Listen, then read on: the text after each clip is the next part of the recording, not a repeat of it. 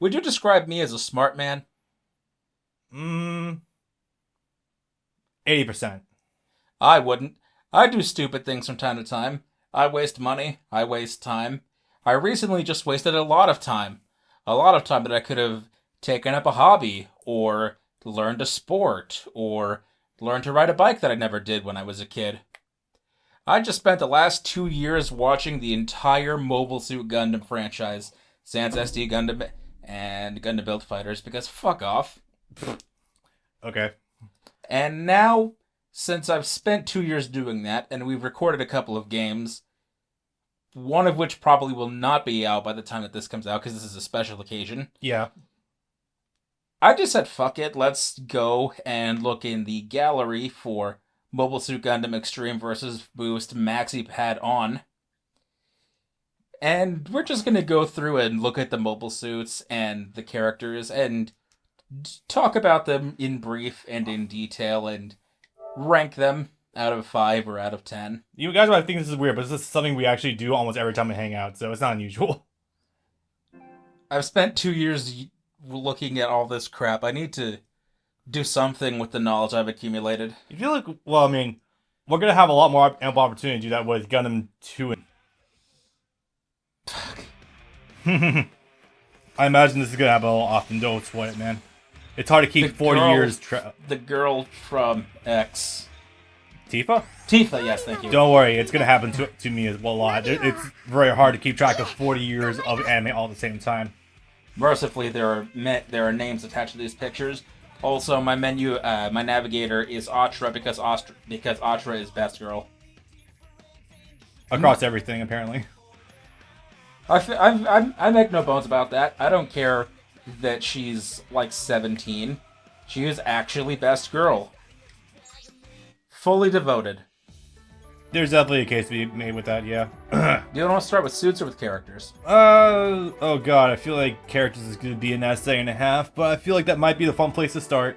Alright.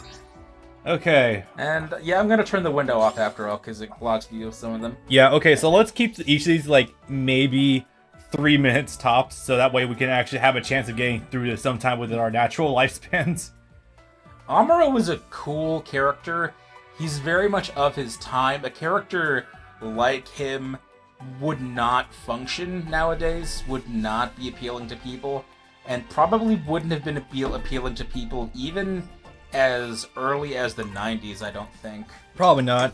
Amuro for me is like, he is definitely the prototypical Gundam main character. He's very vanilla, but I feel like there's also like a great amount of charm that he has, considering he is the essence of an accidental child soldier.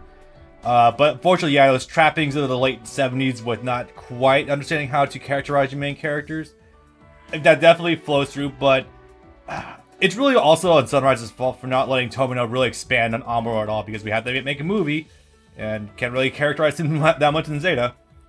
We're gonna talk about Sunrise fucking everything up. Yeah, that's gonna be a recurring theme for sure. A handful of times, but insofar as in a vacuum, inside the series where he was introduced, I think he actually functions incredibly well for the situation. And yeah, I don't think they really could have done much worse with it.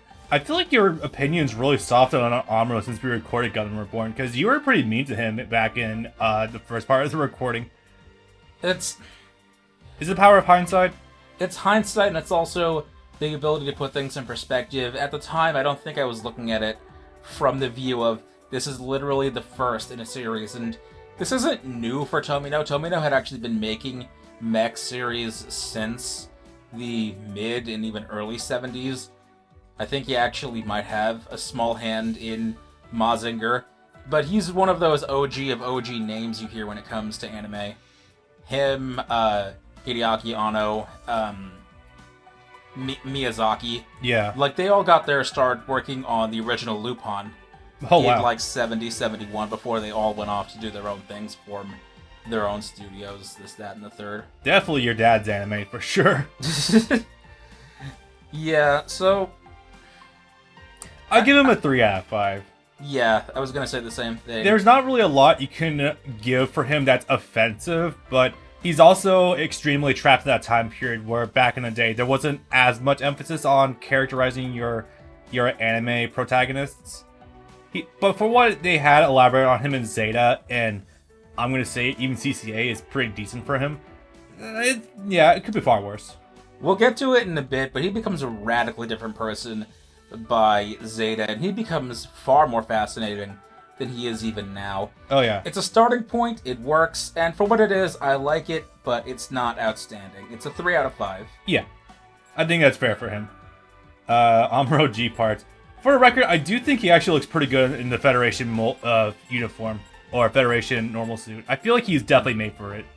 Yeah, it was definitely made for him. It just looks weird when you put it on Shiro or on, Ko. Oh yeah, for sure. And look, it's that character that got canceled. Isn't he also like the guy that also attacked Side 7 and forced Amuro into the Gundam? I feel like this might be the same guy. I feel like they were building that up. No. This is the guy from the episode that was cut from DB. The one that was so badly animated. Yeah. No, what you're thinking of happens right in the beginning. Crown and Jean. No, that episode is like 15. So this is like almost right down the middle of the series. This is way later when they're on Earth. He's a deserter, and he's taking care of some orphan kids on an island, and something salt water or rock salt or something. He makes a living off of something to do with salt. And so it's basically the point of that episode is to start introducing humanization elements for people on the Xeon side. Yep. Yeah, it makes sense. Well, they really got to that with Ramba, but I like that idea. I'm gonna give it a 2 out of 5. Yeah, I would say so too. It's as a relic of literally the lost episode, it's cool.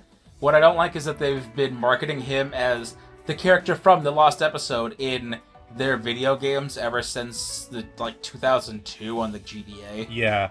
So I know I really like his hair and cheekbones. Good shit. And those mutton chops. Nice. Sick shit. No idea. Some manga we never read. Char Aznable. Oh boy, we're ahead of him already.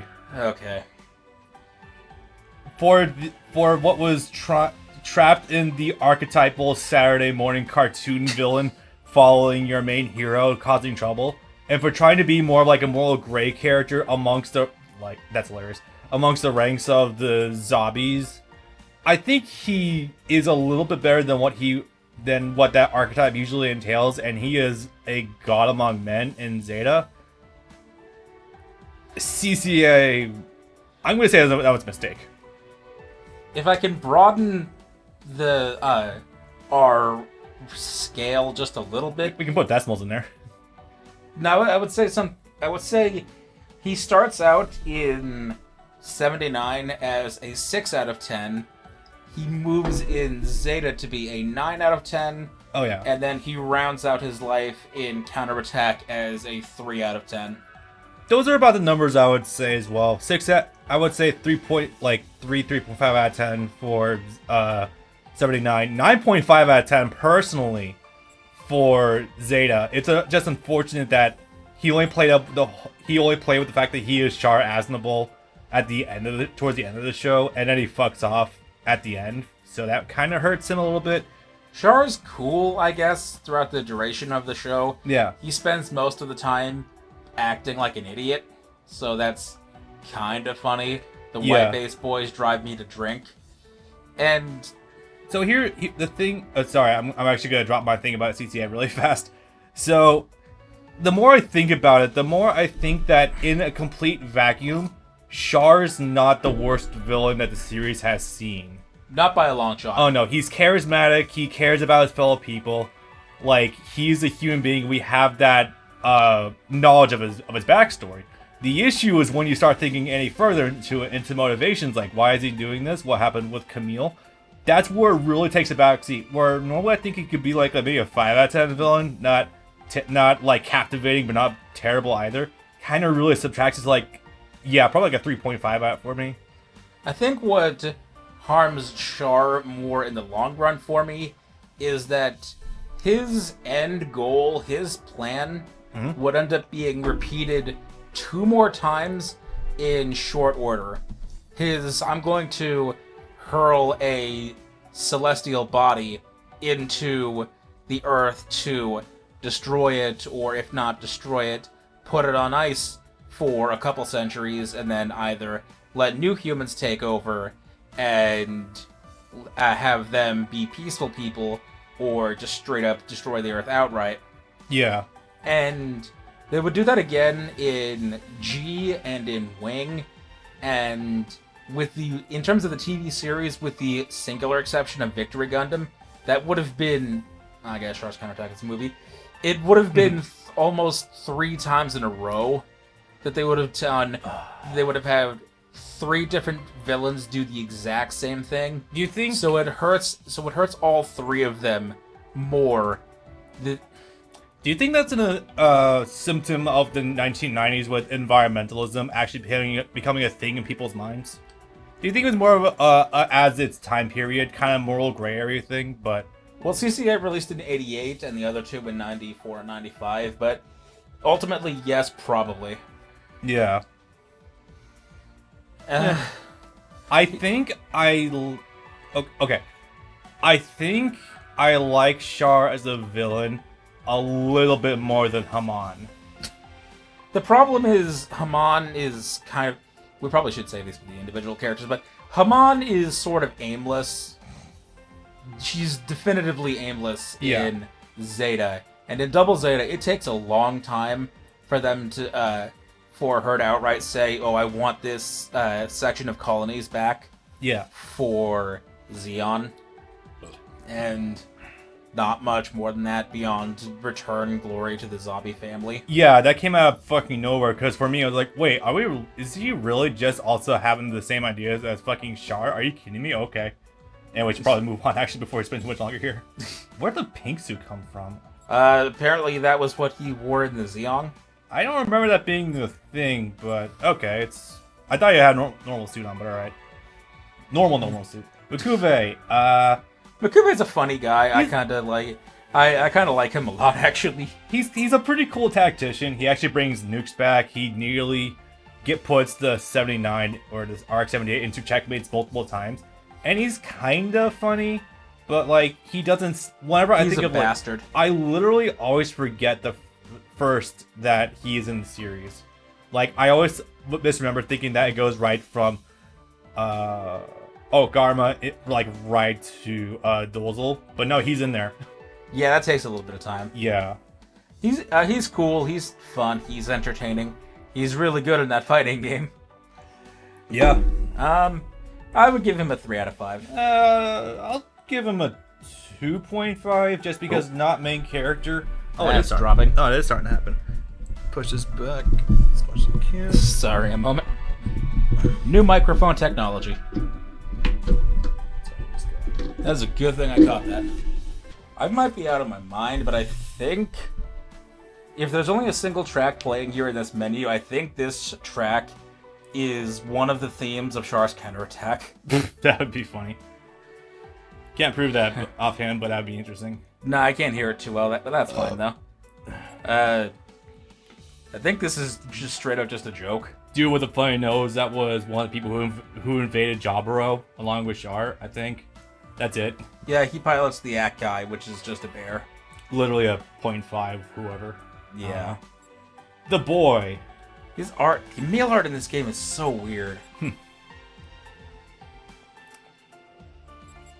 Yeah, I'm not a fan of the Camille. Camille's a great character, but I'm not a fan of this art. Yeah, this really makes him look like more hard 80s than he already was. Even more, actually, he looks 70s here. Weird. A little bit, yeah. So, Camille is... they don't have a Star Trek shirt. So, Camille, as the first sequel protagonist after Amuro, he is leagues and bounds. Excuse me, the better main hero, obviously. I think they realized that when they found out that they had no risk of getting canceled anymore, they could actually write a full-out character from the beginning and develop him through to the end. You know what? Instead of just developing him in the latter third like they did with Amuro. You know, even more than that, Camille by himself is actually such like an anti-Amuro. It's actually amazing. Like, he's emotional, he gets angry, he gets happy, he allows himself to feel emotions. He's confrontational. He's the stronger new type. He is.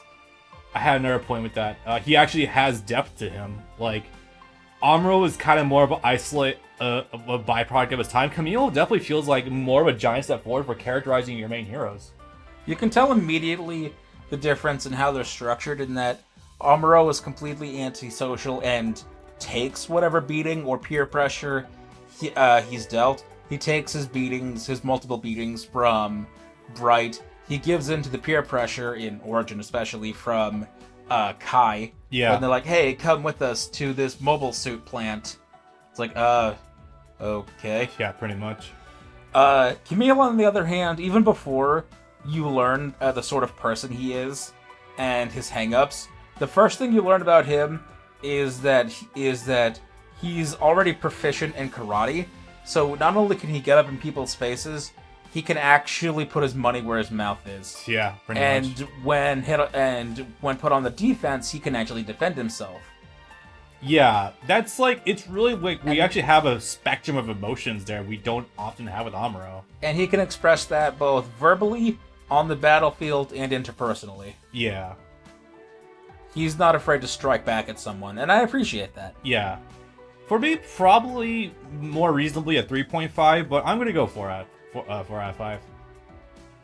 He really sets a good pace going forward. As well as, also I should mention the poetry that is the way he went out at the end of Zeta, where he became a vegetable, where through Camille also, you lay the groundwork for UC going forward, where it really explores the human condition and the darkness of war as it is. And I really appreciate that about him. So yeah, that's going to keep it a 4 out of 5 for me. You could make the argument, and most people will, that Camille is the greatest protagonist in at least UC, probably the greater Gundam sphere. I disagree personally. I think his successor is better, but I can definitely see the points for that argument for making him a 5 out of 5. But insofar as I stand, I would probably also give him a 4.5. Yeah, what holds him back from like a 5 for me is that he falls into the background after a while. Not so much his own fault, but more because, like, after a while, after his parents and after 4, like, I feel like his motivations get a little bit skewed, especially when Hamon gets involved. That's just kind of weird. And, like, he gets overshadowed by, like, Quattro on a regular as well. That holds back a little bit for me. I feel like he could have been explored a little bit more. Okay, you are laughing and not joking. Sorry? Okay, you are laughing and not joking. When Camille's not on screen, people should be asking, where's Camille? People always ask, where's Camille? People never ask, how's Camille? Yes, exactly, 100%. And that's the problem. That's the problem. Fair enough. Yeah, he almost fades out completely whenever anything is happening with anyone else, with Henkin or Char or what have you. Anytime Emma or Reco was doing something, it's almost like he doesn't exist. Yeah. And that's strange, but I think they're still figuring out character writing at this point. Yeah, I can't fault him too much. He's definitely much stronger within his boundaries at this point in time, where they're starting to experiment with character motivations and shit. And being able to being allowed to express themselves. Yeah. Alright.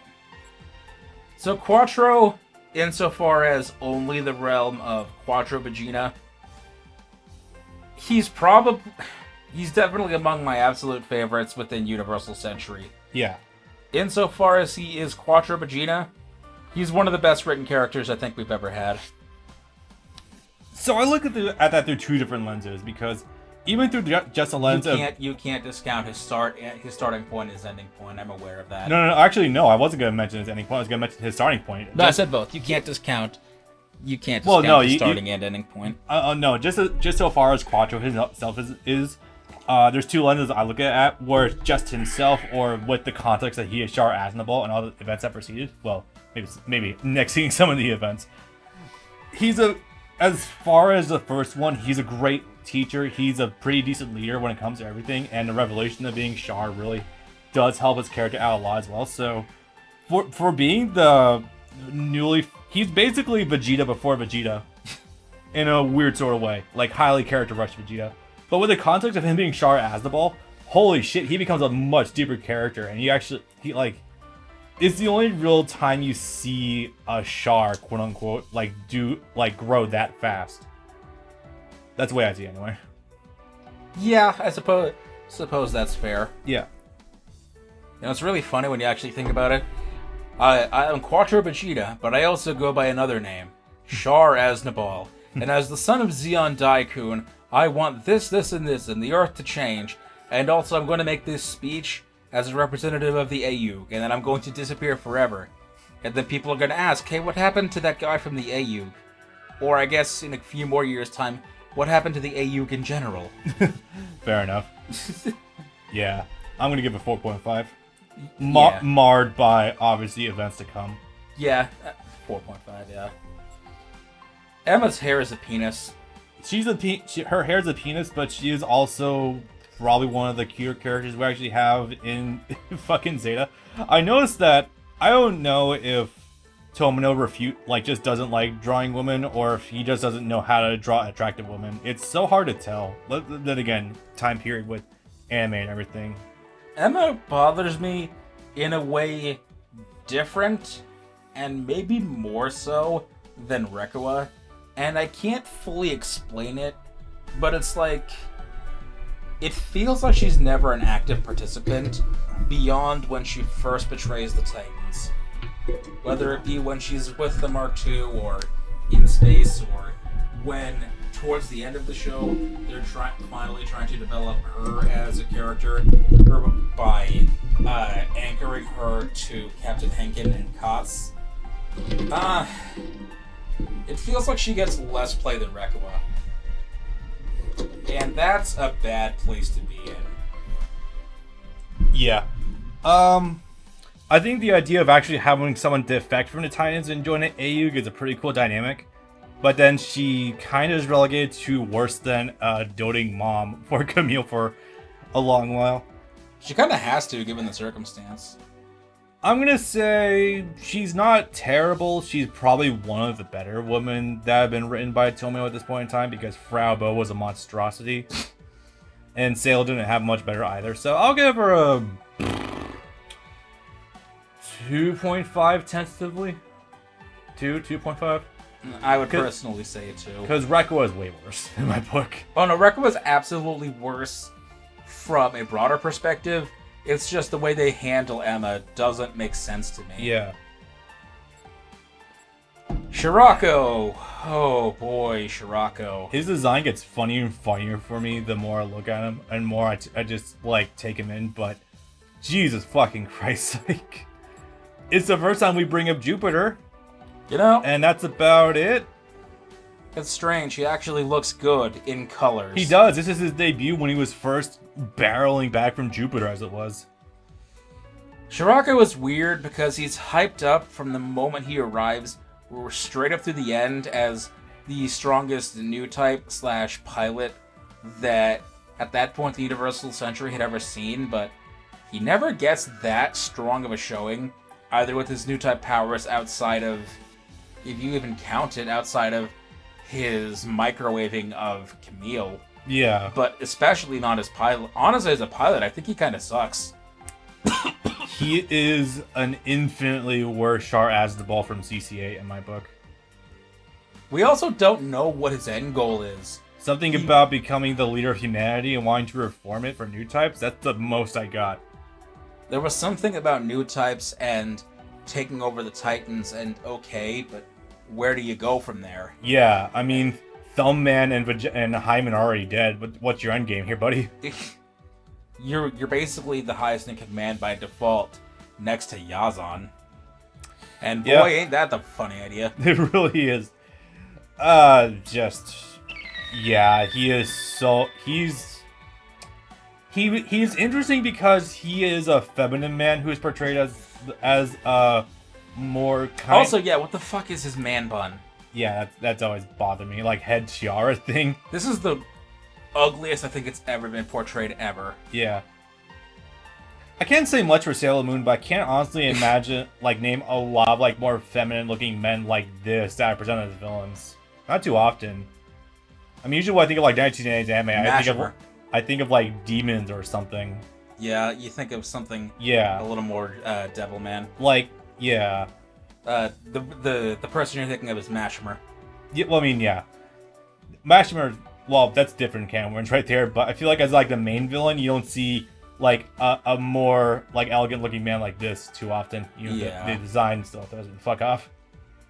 So I would give him 1.5. I'll give him like a 2. It's whatever. Alright. Jared is a character I love a lot, which is funny because his entire existence is basically pointless. He accomplishes literally nothing and only serves to get other good people killed.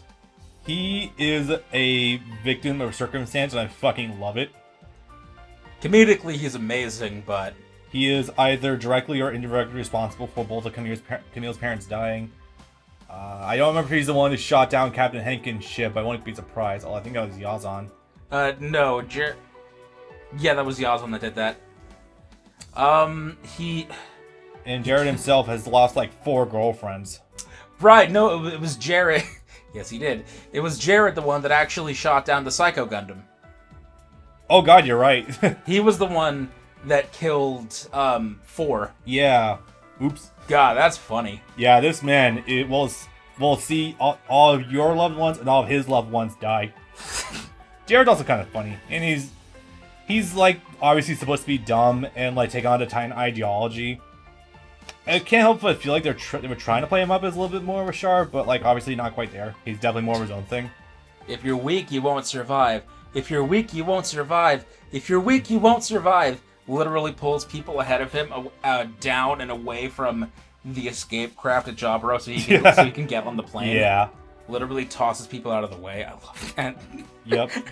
Just getting yourself psyched up to justify what you're doing. 4 out of 5. I love Jared. He's great. I'll give him somewhere between a 3.5 and a 4. And I'm only taking off points because he's not always the focal point, and well, the way he went out was kind of balls. Oh yeah, his mechs also get dumber and dumber.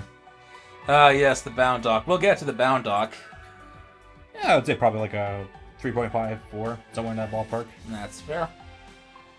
Yazan. Good old Jiraiya.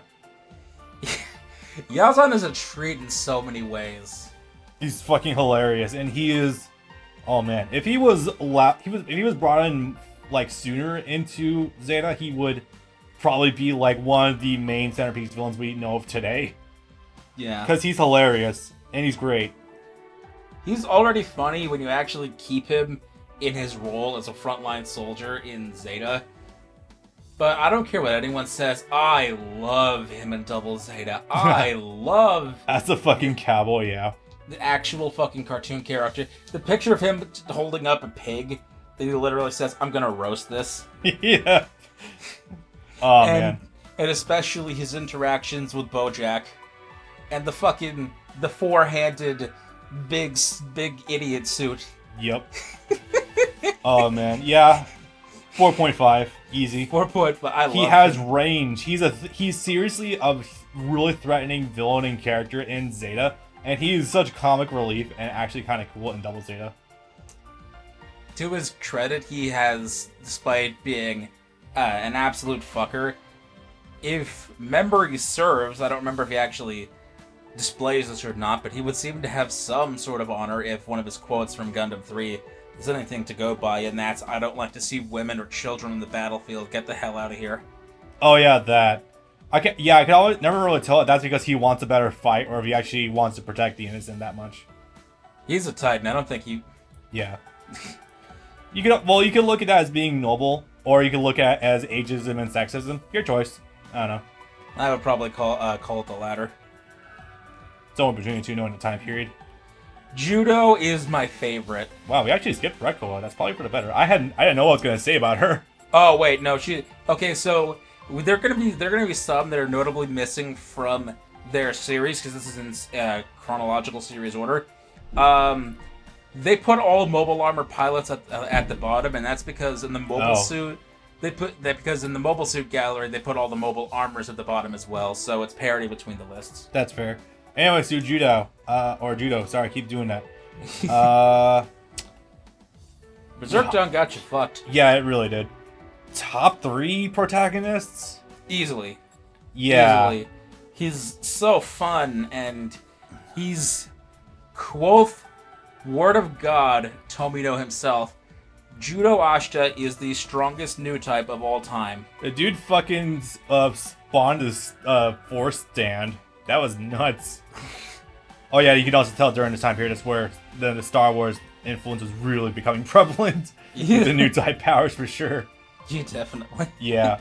But no, he is absolutely one of the best protagonists the franchise has ever had. Like right next to fucking Setsuna and Shiro and Camille.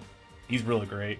He's hilariously funny. He doesn't take shit from no one. When someone's about to attack him, he gets the preemptive and punches them in the gut first, or the face. Yep. God, it was cathartic to finally see Mr. Wong get his shit kicked in. Seriously. It's so weird, actually. And when I'm thinking about this, like, Camille can be seen as an evolution of Amuro. Thinking of Judo, he feels like an evolution of Camille. Yeah, that's actually some. Like he goes through a lot of the same motions that Camille goes through. Plus, he's comedic and hilarious by himself. It actually is a testament to his growth that he comes from nothing, yet he still has such a chipper attitude about everything. Yeah. He's poor. He's a junk collector. He's an orphan. He's in such a terrible situation, and the first chance he has to get money, the first thing he decides he's gonna do is, I'm not gonna get some fancy eating. I'm not gonna buy a new house or something.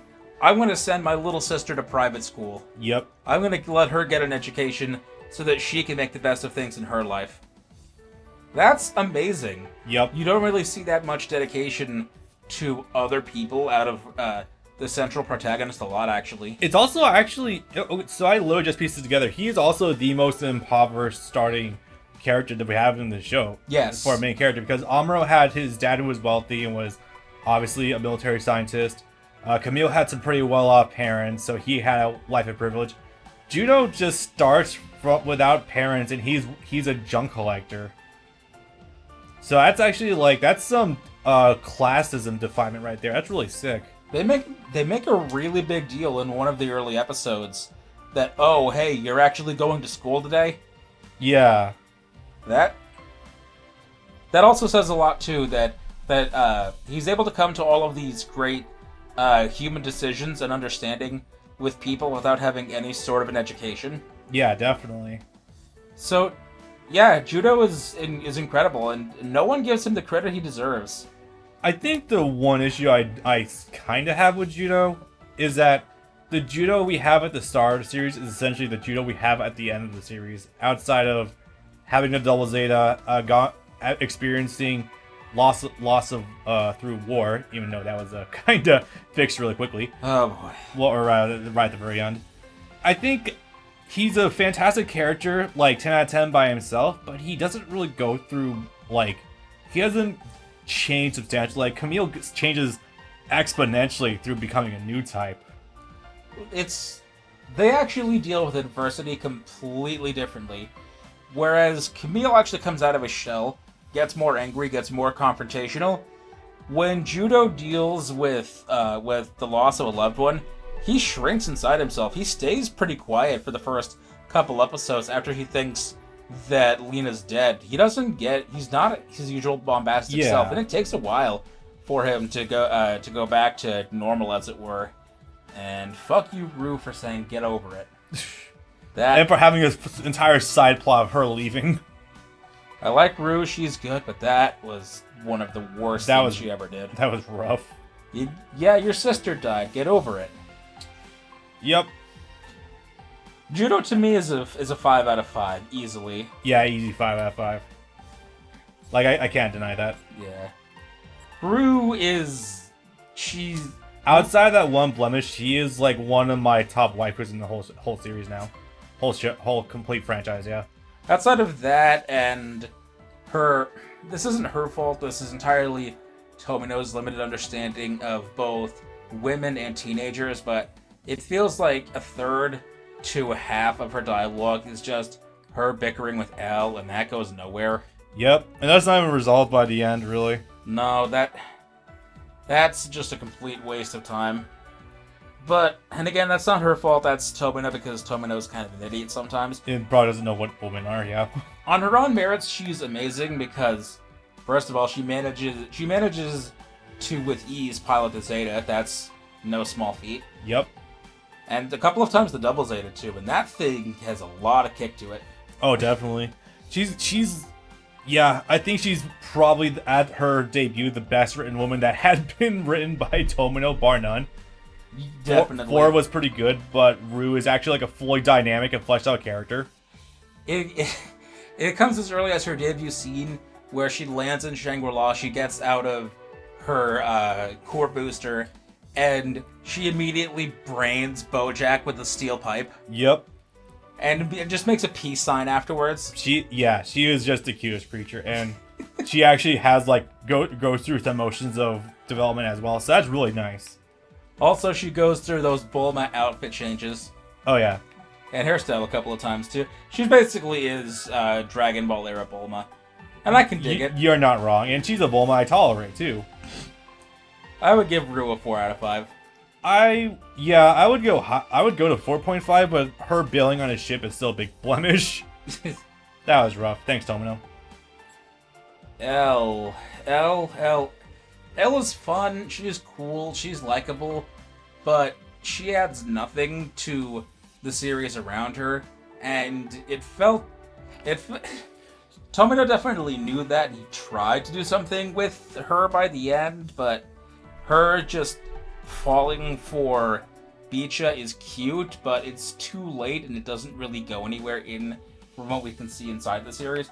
Now, there are sequel manga that show them together doing their own thing, and that's cool. But in series proper, yeah, L is kind of a wasted potential character. So, yeah, L feels like the main cast character that Tomino somehow actually forgot about. Hayato. Yo, God, she is a Hayato, isn't she? That's terrible. That's like the worst thing you can say about someone. But she's an archetype. I can 100% tell that. She is the doting older sister. Essentially the quote-unquote mom of the group, the sensible one. And I feel like that's a heavy archetype, especially in the 1980s and 1990s anime. She's cute, she's fine. Like, I guess she's one of the better designed women that we've had so far in the show. Yes. Because 4 looked like she went to rave parties and Hamon has a fan. So, I'll go like a 3.5? No. I would 3. I'll go 3. I would say 3, and I think that's being a little generous, but I'll say a 3 as well. She wears that leotard the entire series, and that's funny. Yeah. Throw a picture of that. And that's funny. And when she touches down in Africa, like, that's not even an outfit, that's just a string, my lady. Okay. Yeah, then she turns into Reco from 10. Yeah. Ino is the goodest boy, the nicest, politest, goodest boy that is given literally nothing to do, and that makes me very sad. Ino is literally the guy who will stick with you through thick and thin, but he's also shy as hell and doesn't develop whatsoever. He has nothing, and it feels like sometimes he's actively involved in a plot. He's either being held hostage or he's fucking things up. Not being able to tell anyone because of his shyness and dorkiness that Bicha is deliberately feeding Zeon their coordinates. Yeah. I like him more than I probably should. I understand that realistically he's probably a 2.5, but I still love him a whole lot. I'm gonna give him a 3.5. That's fair. I'm gonna go 2.5 just because even though he is a really good boy and I respect him for that, there's nothing there. There's no depth at all. He's the only one that has Judo's back all the time. He does, but that's the one mode he has. And he's also the only one that doesn't try to take anything from Judo either. Yeah. Oh boy. Now we have a basket case. Oh boy. We could spend 15 minutes on Hamon, but I don't want to. We can do that later. I think we will for Gundam too, but okay. I guess I'll start us off. There's an attempt at a menacing villain here. There's a skeleton for it. But what I feel like Tomino failed is that he forgot that how Hamon was written in Zeta, where she was made more to be a one-off character, not your continued villain. it feels like there's some structural issues there, as well as the fact that her motivations are shit. I feel like I'm sitting here right now and still waiting for her to tell me what the fuck her motivations in Endgame is. Yes, yeah, exactly. Yeah. Which is funny, because you'd think that wouldn't be a problem in a series where, okay, she shows up in 1 and is the central villain of the direct sequel series. The first time they'd ever done that, I guess that would probably explain why they really had long-running continuous films. It feels like at some point along the way they really should have developed her true ideals or her ultimate goal, and we're given 2, and neither of them have an end goal. I want Side 3 back from the Federation. Okay, what are you gonna do with it? I want Side 3 back from the Federation. Yeah. I want to bring back glory to the zombie family because they're the only people that can truly lead Zeon. Okay, so you want to install Minerva as a puppet leader. What are you gonna do with that? Because clearly you're not just gonna hand the reins over of an entire, I guess I would star system. I don't know. However big the total space land that Zeon occupies, you're not just gonna give the complete control of that to a 7-year-old. What are you gonna have her do? And we never learn. She also continues that trend of the main villains of doing something grand scheme to humanity, because Giran wanted annihilation of the enemy side essentially, and just to take over. And then let's see, Soraka wanted to basically take over humanity so that he can progress them. And Haman wants to liberate humanity from the Earth or reclaim the Earth so that way she can force it to be rebuilt. So far, all of it's like grand scale and activism, and it's starting to get stale at this point. Mesa haven't said this yet. I'll probably end up saying this 8 to 15 more times, but this might be shocking for some people, but the majority of Gundam's villains are actually garbage. Are anywhere from bad to straight up trash. Main villains, namely. Central villains. Yep. The ones that you would see on the Blu-ray. The box cover. Like, that's not saying all of them, but grand scale. Nowhere near all of them, but a lot of them are aimless or bad or dumb. Yeah, pretty much. I don't think Haman falls too deep into the shit pool, but no, she's on the upper end. She's on the precipice. I would say, yeah, I still hold that. I don't like her as the villain, even over Char and CCA. Well, it's worth it still hit that. But yeah, you don't want to say that about Haman. No, you don't want to say that about Haman out loud. I'm gonna give her a 2 out of 5. I'll give 2 out of 5. Yeah, I'll go that low. I'm still waiting. I feel like I'm still waiting for her to tell me what she's trying to do. Yeah. Pull is great. She's amazing. I love her.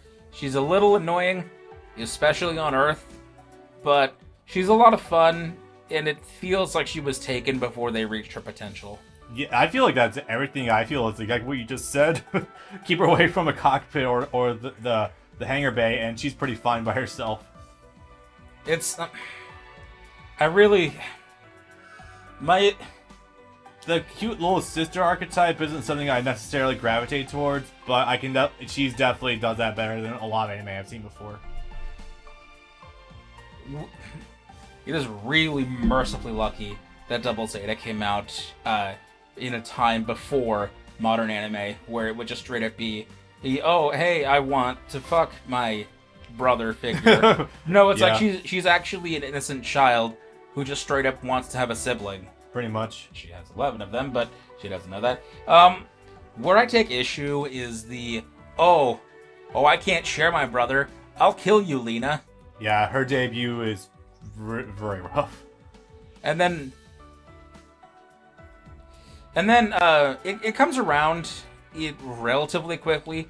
But it's like, okay, after actually getting to talk to her, I can finally have a family. I can get away from the people that are putting that are screwing with my head, that are making me fight when I don't want to fight.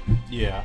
I can finally have a real family. I can finally be the, I don't know, 10-year-old that I never got to be before. Yep. Essentially. I would give her a 4. I will go 3.5. Yeah, I'll go 3.5. That's fair. Pull 2 is great for the opposite reasons. Yep. She knows what she's about from the word go, and only really wavers in the end. But that's still fine, though. I hate how that... So I love Double Zeta as a whole. One of my biggest glaring issues is how some characters end up, and that's that Pull 2 escapes from the Queen Mantha. Mm-hmm. She escapes from Glemmy. Damn it. She escapes from Glemmy. She makes it over to the side of the Ayuk. She's with Judo. She's also finally able to have a happy life. That's cool. That's great. We don't see her in the epilogue. We don't see her taking watching Judo and Rue depart to Jupiter. I think that's because she died. No, she didn't. I'm pretty sure she did. No, because she's alive. She's injured, but she's fully alive and well inside the Nail Argaba when that battle ends. It looked like she died. That's what the impression I got from it anyway. If she did, then they didn't tell us, and that wouldn't be the first time that they didn't explain how a character dies. Hey! Yeah, unless I'm definitely not confusing her with regular Pull right now, because I do remember that, like, she crawled her way up to, like, the bridge, and then she collapsed, and I thought she died. After, like, telling something to Judo through new type of powers. That's just what I took away from it. I guess that's possible. If it is, then they definitely don't tell us that's what happened, and I don't think the wiki states that either. But it's... Insofar as it's unconfirmed, it's like, okay, but why would you do that, though? Why would you waste this really good character? Because I've said this before, I probably said this in Reborn, I've said this in Discord 1,000 times, but the idea of the Pull 12 clones are neat in theory, kind of wasted that we only see 2 of them. And I hate, and we'll get to it much later down this list, but what I hate about Merida in and of herself is a wonderful character, absolutely amazing, but I hate her backstory, that she is just randomly number 12. If they needed to connect this back to Double Zeta, I wish she was just Pull 2 that, I don't know, maybe after the war ended was sent to an orphanage or something, because, I don't know, Bright doesn't want to deal with 12-year-olds after the last set of children stole mobile suits and or it did not die. And maybe from there she was kidnapped and sold to the streets. I don't know, I feel like Merida should have been a character that we actually knew, not just a faceless. And that could have been Pull 2. And if Pull 2 died, that feels like an absolute waste. I think I'm gonna need like half an hour to process what you just said fully, but yeah. I think Merida should have been Pull 2 is the hyper condensed version. No, I know, but then there was like they could have created a circumstance for that with how vague her quote unquote death is. Yeah, it was kind of, I mean, her being just a Pull clone by herself is cool. That actually adds to her character a lot, but it probably could have been a bit more if it was Pull 2. Even though because that's a character we met. That's a character we actually have a relationship with. I'm gonna say for a story decision made 20 years after the fact, it could be worse. Personally. Anyway. Yeah.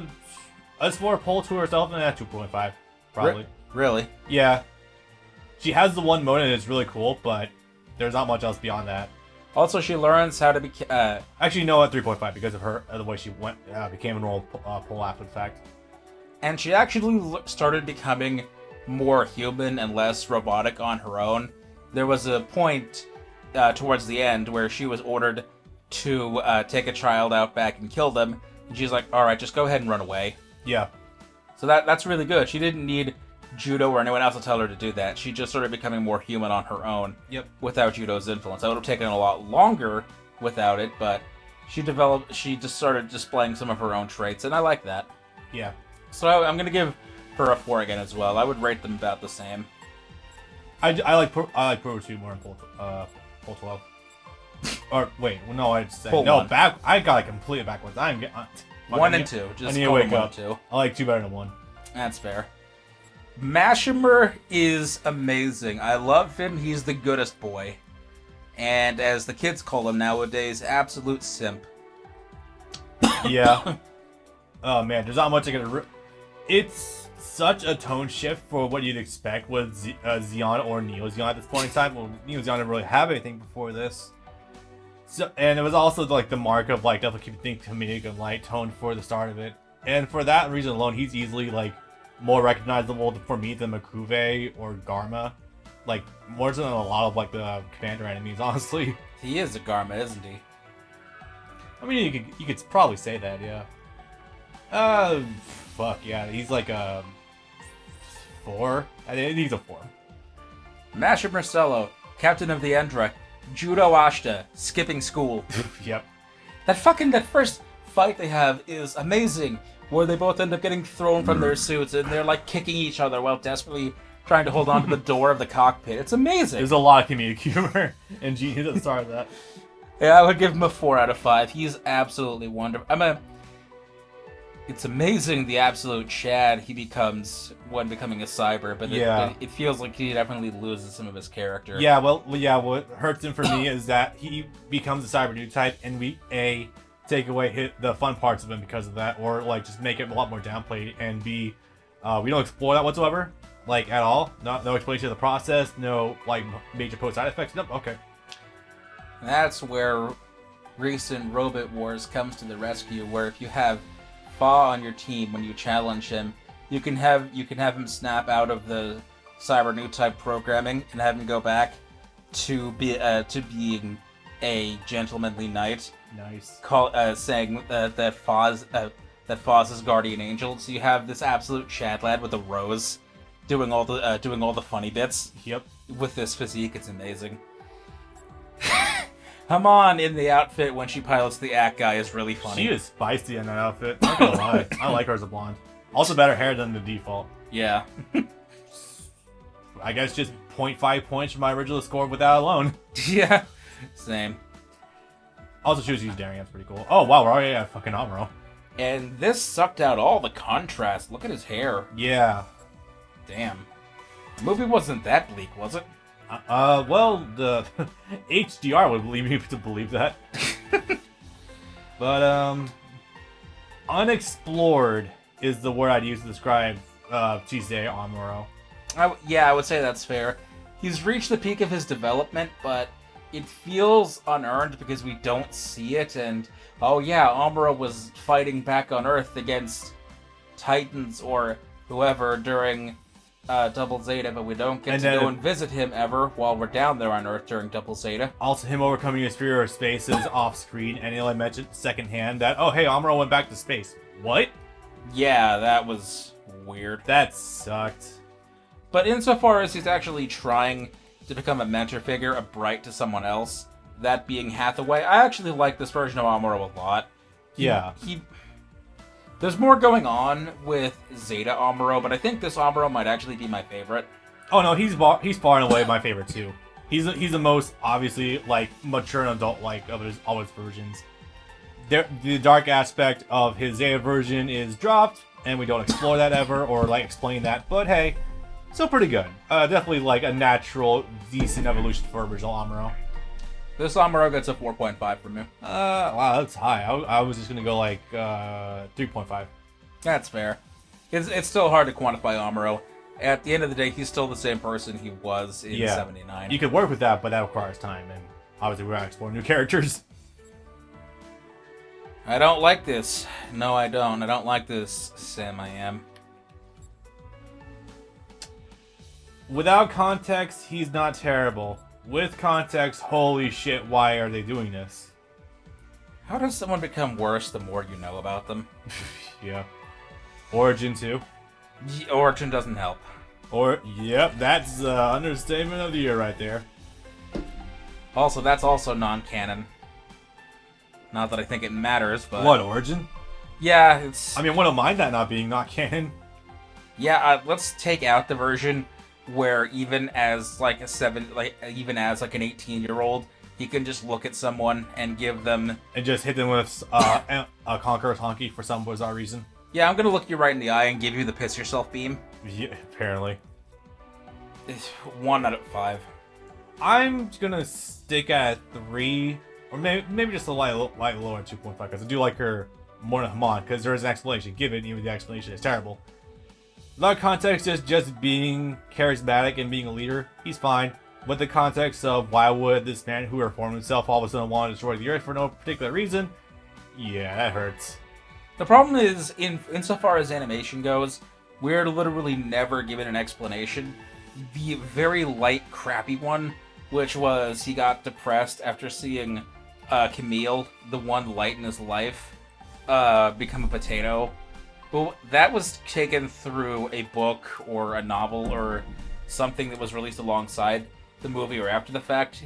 In the context of the movie itself, we're given nothing, and that makes it so much worse.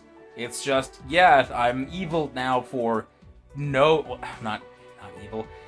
I'm doing this now for no discernible reason. Yeah. Chan is vastly underutilized, and that makes me sad, especially since fucking Hathaway kills her. Yep. Chan's adorable and probably the best drawn woman we've had up to this point that's above the age of like 20. So that's good. She's great for that. But there's not a lot developed in the fact that she was with Anaheim Electronics and starts boinking Amuro out of fucking nowhere after 2 exchanges. Limitations of a movie, but damn, what we could have had. This is probably being generous, but I'm going to say a 3.5. Yeah, actually, no, 3.5 is fine. I do like her. Okay. Just needs way more.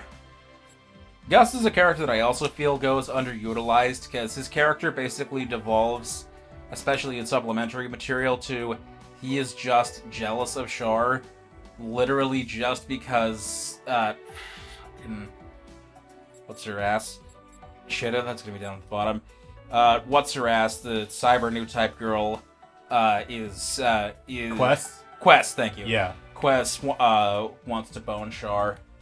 And it's like, you take that out, he's still a super cool dude. He's a really talented pilot.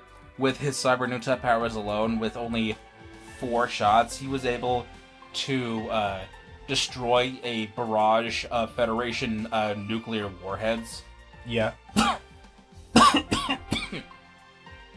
That's amazing, but it's all overshadowed by the fact that he's jealous of Char. Frankly, in the context of CCA, it's amazing that he even exists or has time to exist. And the fact that he is the very first successfully created non-insane cyber new type, I think that's kind of warranting of praise also. On a pretty chill dude, so that's pretty nice.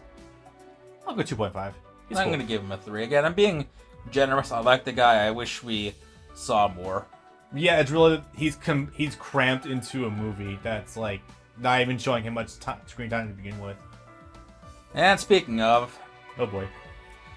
I gotta read it. If there's a manga for this, I gotta read the fucking manga. There's an F90 and F91, 2 separate manga. Which F90 is just about the formula project itself, going into the actual creation of the prototype units. Yeah. I'm biased here, and I admit that. F91 is both my favorite and the actual legit best of all the Gundam movies, and that's... And yes, I realize that owes mostly to the fact that most Gundam movies by themselves are shit or are recaps and thus don't count, but it really is the best we got, and I like Seabook a lot. And the little bits of character before he's dragged into the fight are really funny. He's like, I'm an engineer, but I'm also doing this baking thing. I'm running a bakery stall at the college festival, and hey, I bet actual money on Cecily to win the Miss Colony contest. So you have to go and participate because I actually bet money on you. I can't lose my investment. Yeah. That's really funny, and I wish we got to see more of that. Boy, I can tell there's definitely something here, and from what you've seen, he is really cool. But F91 suffers from being a TV show crammed into a movie. Yeah. Without the TV show part. So... hypothetical 3.5 for me, but still sitting at 3, or maybe even like a 2.5 considering the condensation of it. He also doesn't have like a wide spectrum of emotion either. He doesn't make the rounds like Camille. That's unfortunate. He's not meant to be Camille. Actually, if anything, no, I get what it is. He's a hybrid of both Camille and Judo. Judo in the more literal sense that he's about his family and his family is in danger. He wants to protect them. It's really funny, actually, seeing a protagonist that actually has active, living parents. That's a funny thing to point out, yeah. Or one of them, anyways. His dad dies in the movie. Yeah. But it's just cool to see, for the first time, see a protagonist that actually has a full-fledged family. That's interesting. We don't get to see that much, if ever, before or after. Yeah. So again, I'm being generous. It's probably not warranted, but it is. I'm going to give him a 4 out of 5. Fair enough. I imagine that Crossbone and other stuff could elaborate highly on him. Someday, man. Someday. Yep. Oh, did you give yours? Oh, I think I gave it like a 2.5. Hypothetical 3.5. Yeah, I get that. He's cool, but I remember literally nothing about him beyond that. People who can't handle their emotions are trash is about the only memorable line he has. Jamieson Price out of 10.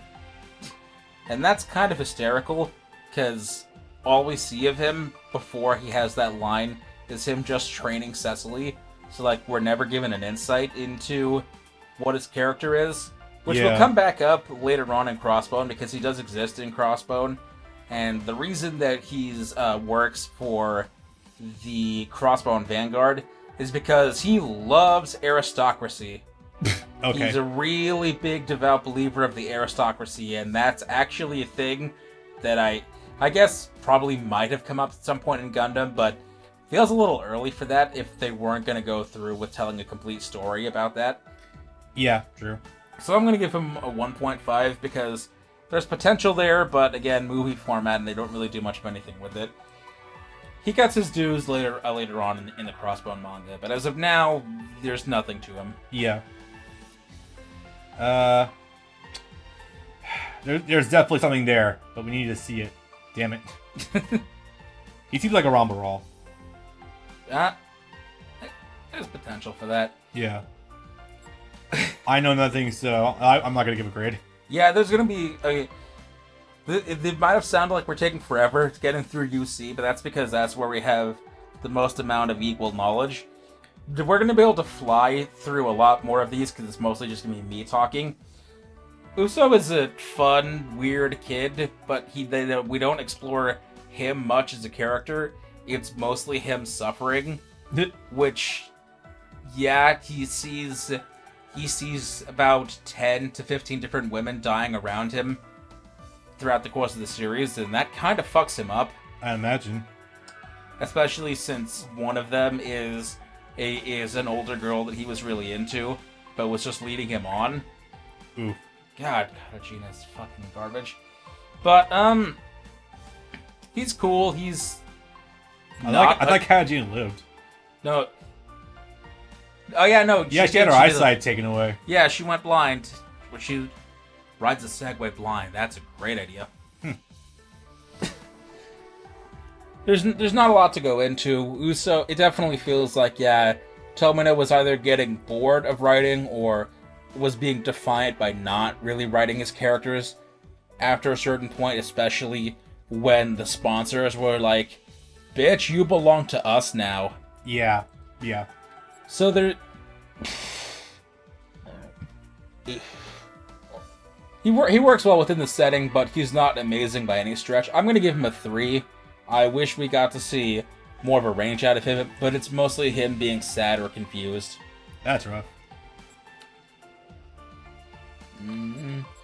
And also, depending on what video game you're looking at, he will either look 8 or 8, 5, or his actual age of 13. Yep. Thanks, Preborn. Yeah, fantastic. I actually do like this outfit a lot. This is what he wears when fighting on Earth instead of a normal suit, and I appreciate that. He's wearing an actual pilot suit. He's wearing a pilot's headphones. That's pretty cool. That's interesting. That's unique. This is one of the ladies that dies. Ooh, damn. Yeah, well, so she's part of a larger group called the Shrike Team, which pilot the 6 Victory Gundam Hexes.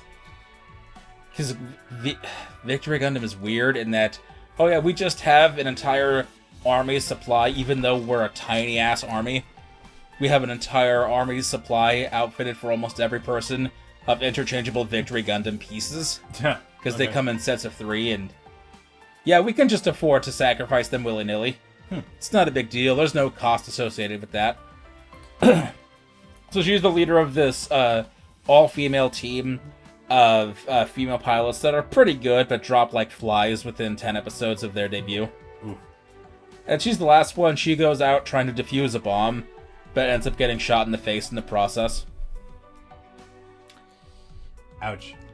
So she's cool. She's seductive. She's both. She's both. I'm sexy and a mother figure to Uso at the same time. So that's awkward. Yeah. But she's cool. I would give her a 3.5. Nice.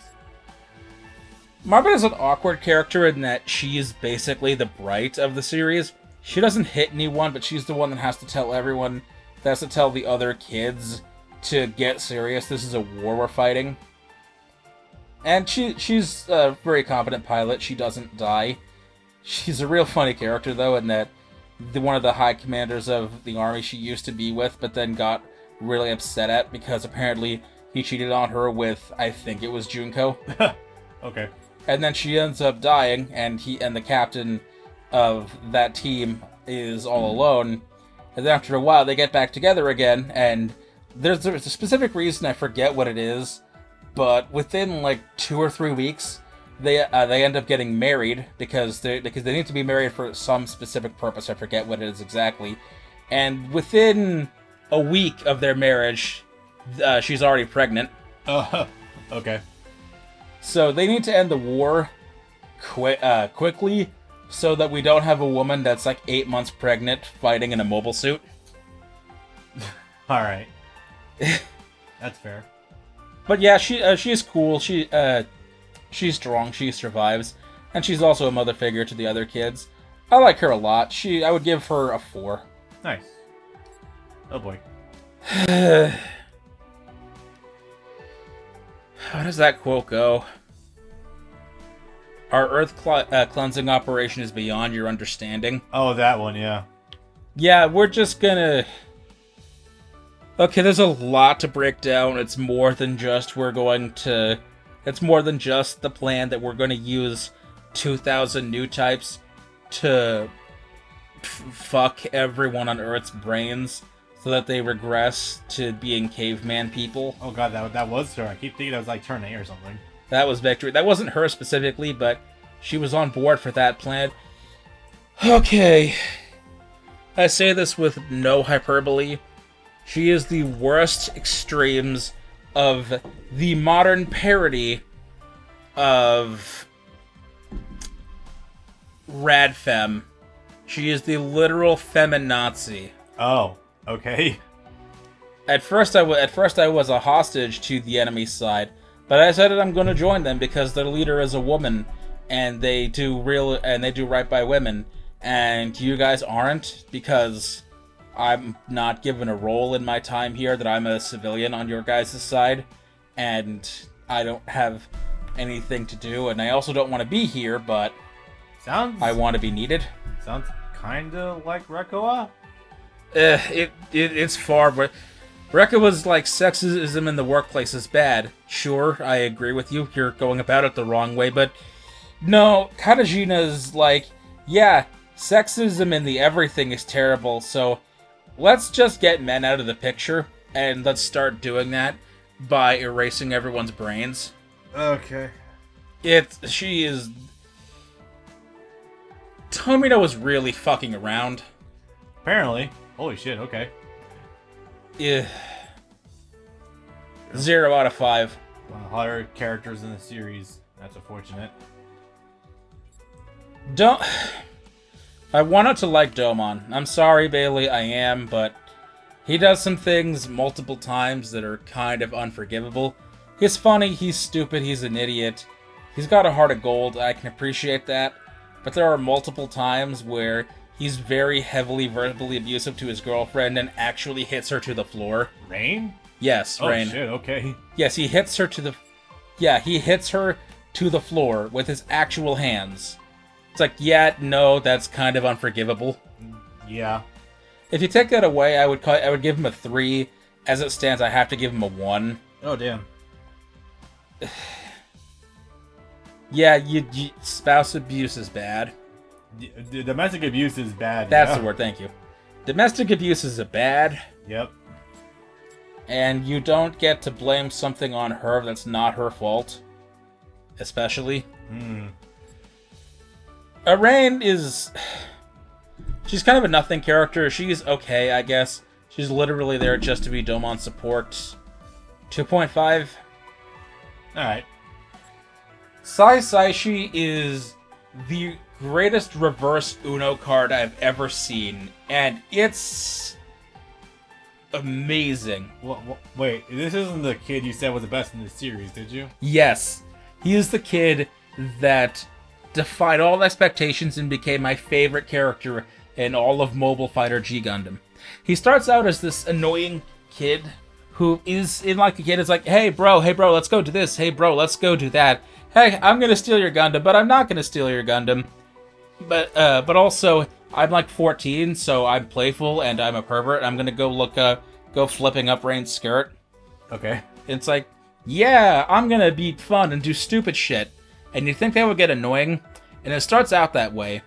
But when you find out his ultimate goal and the lengths he's willing to go to get that, it really turns everything on its head.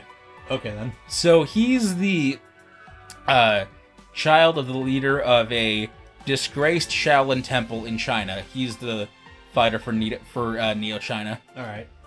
And throughout for a long time, their dojo has been disgraced, and they've been trying to get their honor back one way or another, and they've just found no success in doing that. Such that his father actually went on a journey to try to do whatever he could to bring it back while he was still alive, because he was sick and is dying. What he finds a letter from his father written to his 2 handlers, and this is where he makes a complete turnaround. He stands before the Emperor of China saying, if I win the Gundam fight, no matter what else happens, I want you to restore the Shaolin Temple to its former glory. It doesn't matter what you do to me or to anyone else, just bring back the temple for my father's sake. And the Emperor is so moved, and he says, yes, I'll do exactly that. Win, and I will do exactly as you desire. And his final fight is against Domon. And in G Gundam, they're physical fights. They're in the suits, and they're at sensors all along their normal suits, which they actually feel all the pain that happens to the Gundams. If they take a hit, they actually take that hit to their body. And it's brutal. He gets his arms ripped off, as it were. He gets his shit destroyed. Towards the end, they all get the ability to go Super Saiyan. He's the only one where it feels like it's earned. And his Dragon Gundam is fucking sick. It has all... I could go on for another 10 minutes. I probably shouldn't. Yeah, I just got hit by an essay. But he's really cool. He's the breakout character. And sadly, in external media, he's reduced to his tropes just like everyone else is. Yeah. So, but give him credit. He actually is... He's a lot better than he initially lets on. 5 out of 5. Nice. Alan B is your gamer girlfriend. She likes all the same anime and all the same video games that you do. Oh my god, she's actually dressed like Sailor Moon. I just realized this. Yeah, Neo, Sweden. God damn it. They also translated the Nobel Gundam, as in, I think there's an actual city in Sweden called Nobel. Yeah. As Noble. I'm gonna chalk that up to a literal typo that they never bothered to fix. Probably. But yeah, she's really cool. She's literally for Murasame. Sweet. But actual character before and after she's put in the Berserk suit. Sweet. So yeah, she's cool. I would give her a 4 out of 5. I imagine myself giving her at least a 4 as well. Yeah. Uh-oh. Okay. Can you do this in under 2 paragraphs? The first time you see him, and only the first time you see him, Master Asia is the funniest thing you will ever see in your entire life. When you learn his plan, he becomes among the worst villains in the entire series. I want to destroy the Earth because people are destroying the Earth through pollution. Third one now. Second of 3. I'm not even going to entertain Reform. I'm just going to skip right to destroy the Earth. And so I'm not going to hear anyone's opinions on it. Just destroy the Earth. No one can convince me otherwise. Okay. So, again, I'm on the merit of comedy, 10 out of 5. On the actual writing of the story, 0.5. Okay. And again, that's painful, because again, super cool, first appearance, the rest. Yeah. Schwarzbruder is the Char of the series. He's a German ninja, that's funny. He's, more specifically, he's the Quattro. He's just a straight-up mentor figure to Domon. He's, well, you probably already know the twist, but yeah, he's a super cool dude. He teaches Domon a lot. He's just a lot of fun to watch and observe. 4 out of 5. Nice. I heard good things about him before, yeah. You're gonna like him. He's really good. Sweet. You know, the funny thing is, for all of Wing's failings, and they are legion, I actually don't hate Hero. Really? Yeah, Hero was the character I was actually laughing at the most during... Because see, here's the funny thing is, Wing, for the first 4/5 of it, I was laughing at just about everything that it was doing. It wasn't until that last fifth of the show that I'm like, okay, this is utter fucking garbage. Hero is hysterical. Hero can solo the show by himself. He's that goddamn funny in just about everything he does. Purposefully, right? Sorry? Purposefully? Or more like a James Bond parody kind of way? Parody. Okay. The kind where it's like, I'm gonna jump out of this skyscraper intending to die because I fucked up one of my missions, and then someone's gonna shout at me. It's like, okay, now I'm gonna activate my parachute now that someone distracted me, but oh wait, I'm too close to the ground now, so I'm gonna fall off of this ledge and roll down this ledge for like 15 straight seconds while wearing shorts and a tank top, and somehow my arms and legs aren't going to be completely fucking shredded. And when I finally come to a landing and complete stop, yeah, I'm just going to smack my shoulder against that ledge to put my arm back in place and keep moving. Okay. And walk away. Yeah, that kind of unintentionally hilarious stuff. That almost feels like a parody of like your traditional like cool kid 90s protagonist. Yeah. Thereabouts, yeah. Realistically, he deserves a 2. I'm gonna give him a 3. Nice. I just think it's... Duo off the bat gets a 4 because he's the intentionally funniest character in the show. Mm-hmm. And he's a playboy, he's funny, he's with the jokes all the time. I do not like the Death Scythe Gundam, it's trying too hard. Because of the scythe part? No, because of the everything else. Okay. You'll see later. I imagine. There's a really funny scene in the prequel manga, which actually goes into everyone's backstories, because you don't get anyone's backstories in the main series at all. That's a great idea. Where, in a colony, he's an orphan that was taken in by a church, and the priest is talking to him. It's like, have you ever seen a miracle, young man? Well, I've never seen a miracle, but I've seen lots of dead bodies. Okay, then. Outstanding. Yeah, Duo's great. He also carries the show by himself. I've heard the stories, yeah. Yeah, he gets a 4 out of 5. Nice. Rest in peace, Kirby Morrow. 1 second. He's not offensive. He's quiet and he's boring, and he accomplishes approximately nothing throughout the show. So while most people would probably give him a 3 or a 4, I'm going to give him a 2. Alright. Yeah. So Katri is annoying and dumb and spends all the time crying. Why can't we just talk this out? That's not really a realistic expectation on the battlefield, kid, but no. Good try. And there comes a point where he ends up... There are no superpowers that we are aware of in either G or Wing, but at a certain point he's just like, I can feel the pain of everyone on the battlefield. Physically, these people are getting hurt. I can feel the stabbing feeling in my heart I'm actually losing conscious. That's the same sort of new type power that... God damn it.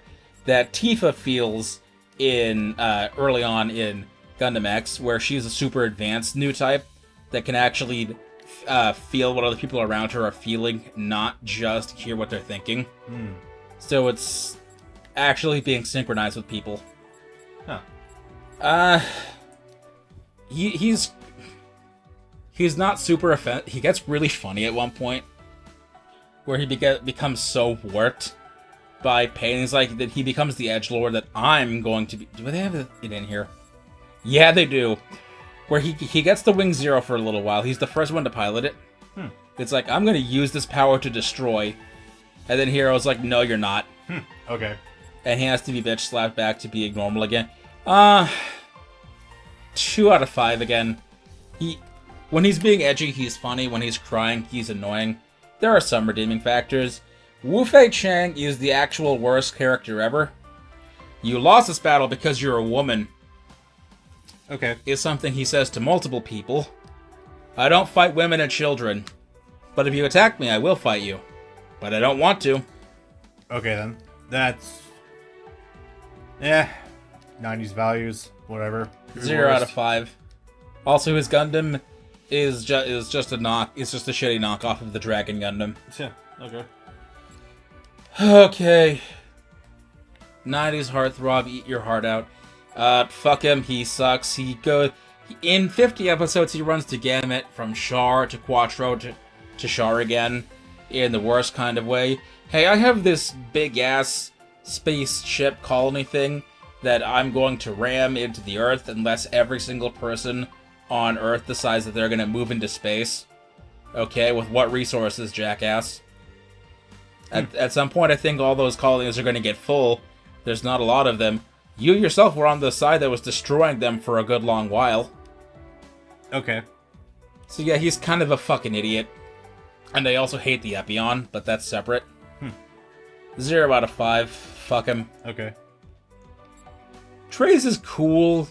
He gets very little play, but he's funny.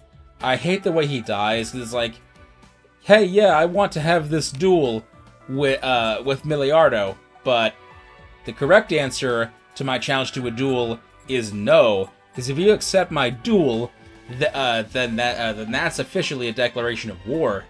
Somehow. You made the right call. Anyway, I'm gonna go fight Wu Fei Chang right now and die against him instead. Alright. Fucking why? You don't have a relationship, you've only met each other once, and that was for maybe 2 minutes. Okay, then. He's not your mortal enemy, he's not your rival. You barely know the guy's fucking name! That's fun. 3 out of 5. 2.5.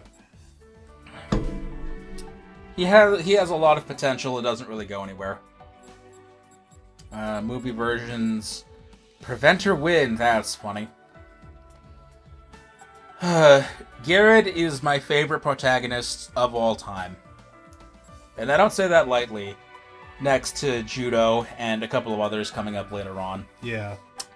He's amazing for his sheer power of empathy. And he's the greatest, nicest, funniest thief that we ever got. And he does all of this without being a new type or a coordinator or whatever the fuck. He's just a regular ass dude that wants to help people for no benefit to himself. Nice. And that's amazing. It goes a long way. He has no reason to want to help people or to do right by others, but he just does it anyway. And he's an evolution of Judo, basically. And improves in all the right ways, and that's great. 5 out of 5. Nice. Tifa is also a great character, but she takes a little longer to start opening up. Her first couple attempts don't go too swimmingly. There's a situation where one of the two bridge girls is like, hey, you should open up a little more. Come talk and spend time with the rest of us. I know, you're already naturally really pretty. I'm gonna come bring you some of my makeup, and I can do your makeup and your hair. And then a situation comes up. Everyone's called away to do work, and she's not yet involved in the action. So she's just like, okay, I guess I'll try this out. She tries makeup on. Garrett can't be found for some reason at the time, and one of the other two bridge girls, the serious one that doesn't like it, that doesn't take anyone's bullshit, comes in, and she's like, "Are you for real right now? Are you really doing your makeup while we're in the middle of a battle?" Oh, I guess I shouldn't talk to anyone for a little while. So it takes a little while, and that's a funny situation. It takes a little while for her to open up, but she's great. She's a lot of fun to watch, and yeah, she's one of Gundam's best girls, and that also doesn't come lightly. But again, that takes a bit of effort to get there. 4.5. Nice. Jamil is Quattro and Amuro wrapped into one, and that's amazing. He's also Richter Belmont. Pretty much. And he's amazing. He's a mentor, and he's also a new type, and he's seen the horrors of war, and he wants to make sure no one else has to deal with that ever again. Oh, he's a new type. Yes, he is. New types are actually an endangered species in X. Yeah. Because they're actually acknowledged, and they are actively put to war by those in charge. Huh. You have this power. We can make use of you. You're going to work for us. All right, then. So they have to become a protected class, and he's trying to make sure that that new types never have to suffer the way he did in war ever again. And he's a great character, too, because he's the captain of his ship, but he eventually goes into direct action as well, piloting the original X after a time. But that's hard fought, too, because he was a child soldier in the previous war that led up to where we are now. He actually has and they say these are really funny words to hear out loud. He has a cockpit phobia. Oh yeah, that. He's deathly afraid to actually touch any of the Gundams that he stores on his ship, because it brings back all the memories of the people that he had to kill when he was just 15 years old. All right then. So yeah, he's really good. He's a really well-developed character. The same. Oh, they only have one of them. Shaggy Frost, and please put in his brother Olba Frost, are the central villains of X. You don't see a whole lot of them actually, but they're really fun dudes. They have some really cool Gundams, and they just want to watch the world burn in the funniest of ways. I'm digging an outfit. Oh yeah, they're super cool and super fashionable. You'd like them a lot. Probably. I'm going to look forward to that this week. 5 out of 5 if I didn't already give him one. 4 out of 5. Alright, I'm good. This is his default, I forgot about that. That's wonderful. The first time that Loran activates the Turn A Gundam, because he doesn't know he's doing that, he's actually naked. Oh, I heard about that, yeah. He's naked, and he has to have Sochie bring him a towel or something to cover up his junk, because he's sitting naked in a cockpit. Okay. Because he doesn't realize that he's in a mobile suit. He's just the two of them are dancing in something in what they call the White Doll, which is a machine that's buried inside a mountain, because they're doing a festival, a coming of age festival. So they're dancing. They're just wearing robes, and his robe gets blown off or something. Okay.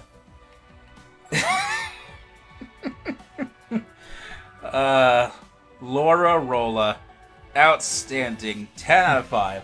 Nice. Laura's a lot of fun. He doesn't express too much in the way of range, but he's a good, obedient boy. He's a lot of fun to watch, especially in his setting, because Turn A is a sort of neo-industrial revolution for the future world of 1800s Ameria. Nice. Coming literally out of Louisiana. And it's just funny seeing Wright Brothers plane-style blimps at the exact same time that you're seeing the Turn A Gundam and Zaku's, Borjarnan's. It's a lot of fun seeing him play around with the setting that he's given. As the protagonist of the 20th anniversary series, I don't think he quite lives up to that title by hype, but in and of himself, in a vacuum, just in the series as it stands, he's really good. He's a lot of fun to watch, and there's not a whole lot that I can say about him, actually. 4 out of 5. Alright. Sochie is the headstrong girl, daughter of a merchant family, who I don't want to be the wife of some politician or other merchant. I don't want to be a political marriage. I want to go off and be a pilot of this at first Wright Brothers fighter planes. God, Ternay is funny. I want to be an army pilot, and then later the pilot of a Xeon thing, the Kapool, which is really funny. Corin Nander is one of the best and worst parts of Ternay, cause he's a complete fucking idiot, which at first starts out really annoying. Just like, yay, I'm a big stupid meathead, and I'm gonna go against orders and destroy the white doll. Because that sounds like fun. And then he ends up getting beaten up a couple of times by it. Takes a few beatings to the head. Goes off, gets some sort of dementia or amnesia or something. Goes off and becomes a monk in Louisiana, Mexico. Literally goes off with his amnesia to become a Buddhist monk on the Mexico border. Okay. Yeah, it starts out really annoying, but he becomes very, very funny as the series progresses. It takes a while, but he comes around. Sochie, I would give her a 3 out of 5. 2 out of 5 for him. He's annoying far longer than he is funny. By the way, I'd like to mention also, while I was getting into this, it took me a while to start differentiating between Tifa and Sochie at a glance. Really? Yeah, but I mean, it's a brown hair. At a glance, for not being familiar with either series, it took me a while to get the difference between them. I guess I can sort of see it. It's more of an at a glance thing, yeah. That's fair. What it is that Sochie is designed more like a Ghibli character. I can kind of see it. Harry Ord is the Char of Ternay, and he is adorably hilarious. He's the right-hand man to... I can't imagine she's in here, she's not a pilot. To Queen Diana, Queen of the Moon. And he doesn't take bullshit either. He's very upfront with you can't say nothing bad about her. And someone else is like, you go, save the Queen's ass, make sure she doesn't get hurt. It's like, don't you talk about the Queen's ass. Okay. I love his Char shades. Fucking bug eyes. Yeah. He's a lot of fun. I would give him a 4 out of 5. He's doesn't stand out very much in the series. He's not supremely important, but he's just a lot of fun to watch, and his fashion sense is amazing and terrible. Po Aihi is the worst character in the entire series by a wide margin. I'm gonna go and defy orders every single time and attack the settlement area We from the Moon are making our own settlement in Ameria. We're just straight up stealing their land. We've been told several times not to put up our own settlement borders and not to attack the civilians and not attack the white doll, but I'm just going to keep doing that every single time anyway. Doesn't matter if the Queen says it to my face, I'm going to go and attack them anyway. She's the fucking worst, and I hate her, and 0 out of 5. He has a really fucked up face now that I see it in HD. Gim Gingham is a lot of fun. He shows up way too late. he only shows up in the last 8 to 10 episodes, and his motivations are weird and unclear, and I live for the thrill of battle. My men have been training but haven't been given any battle for 1,000 years.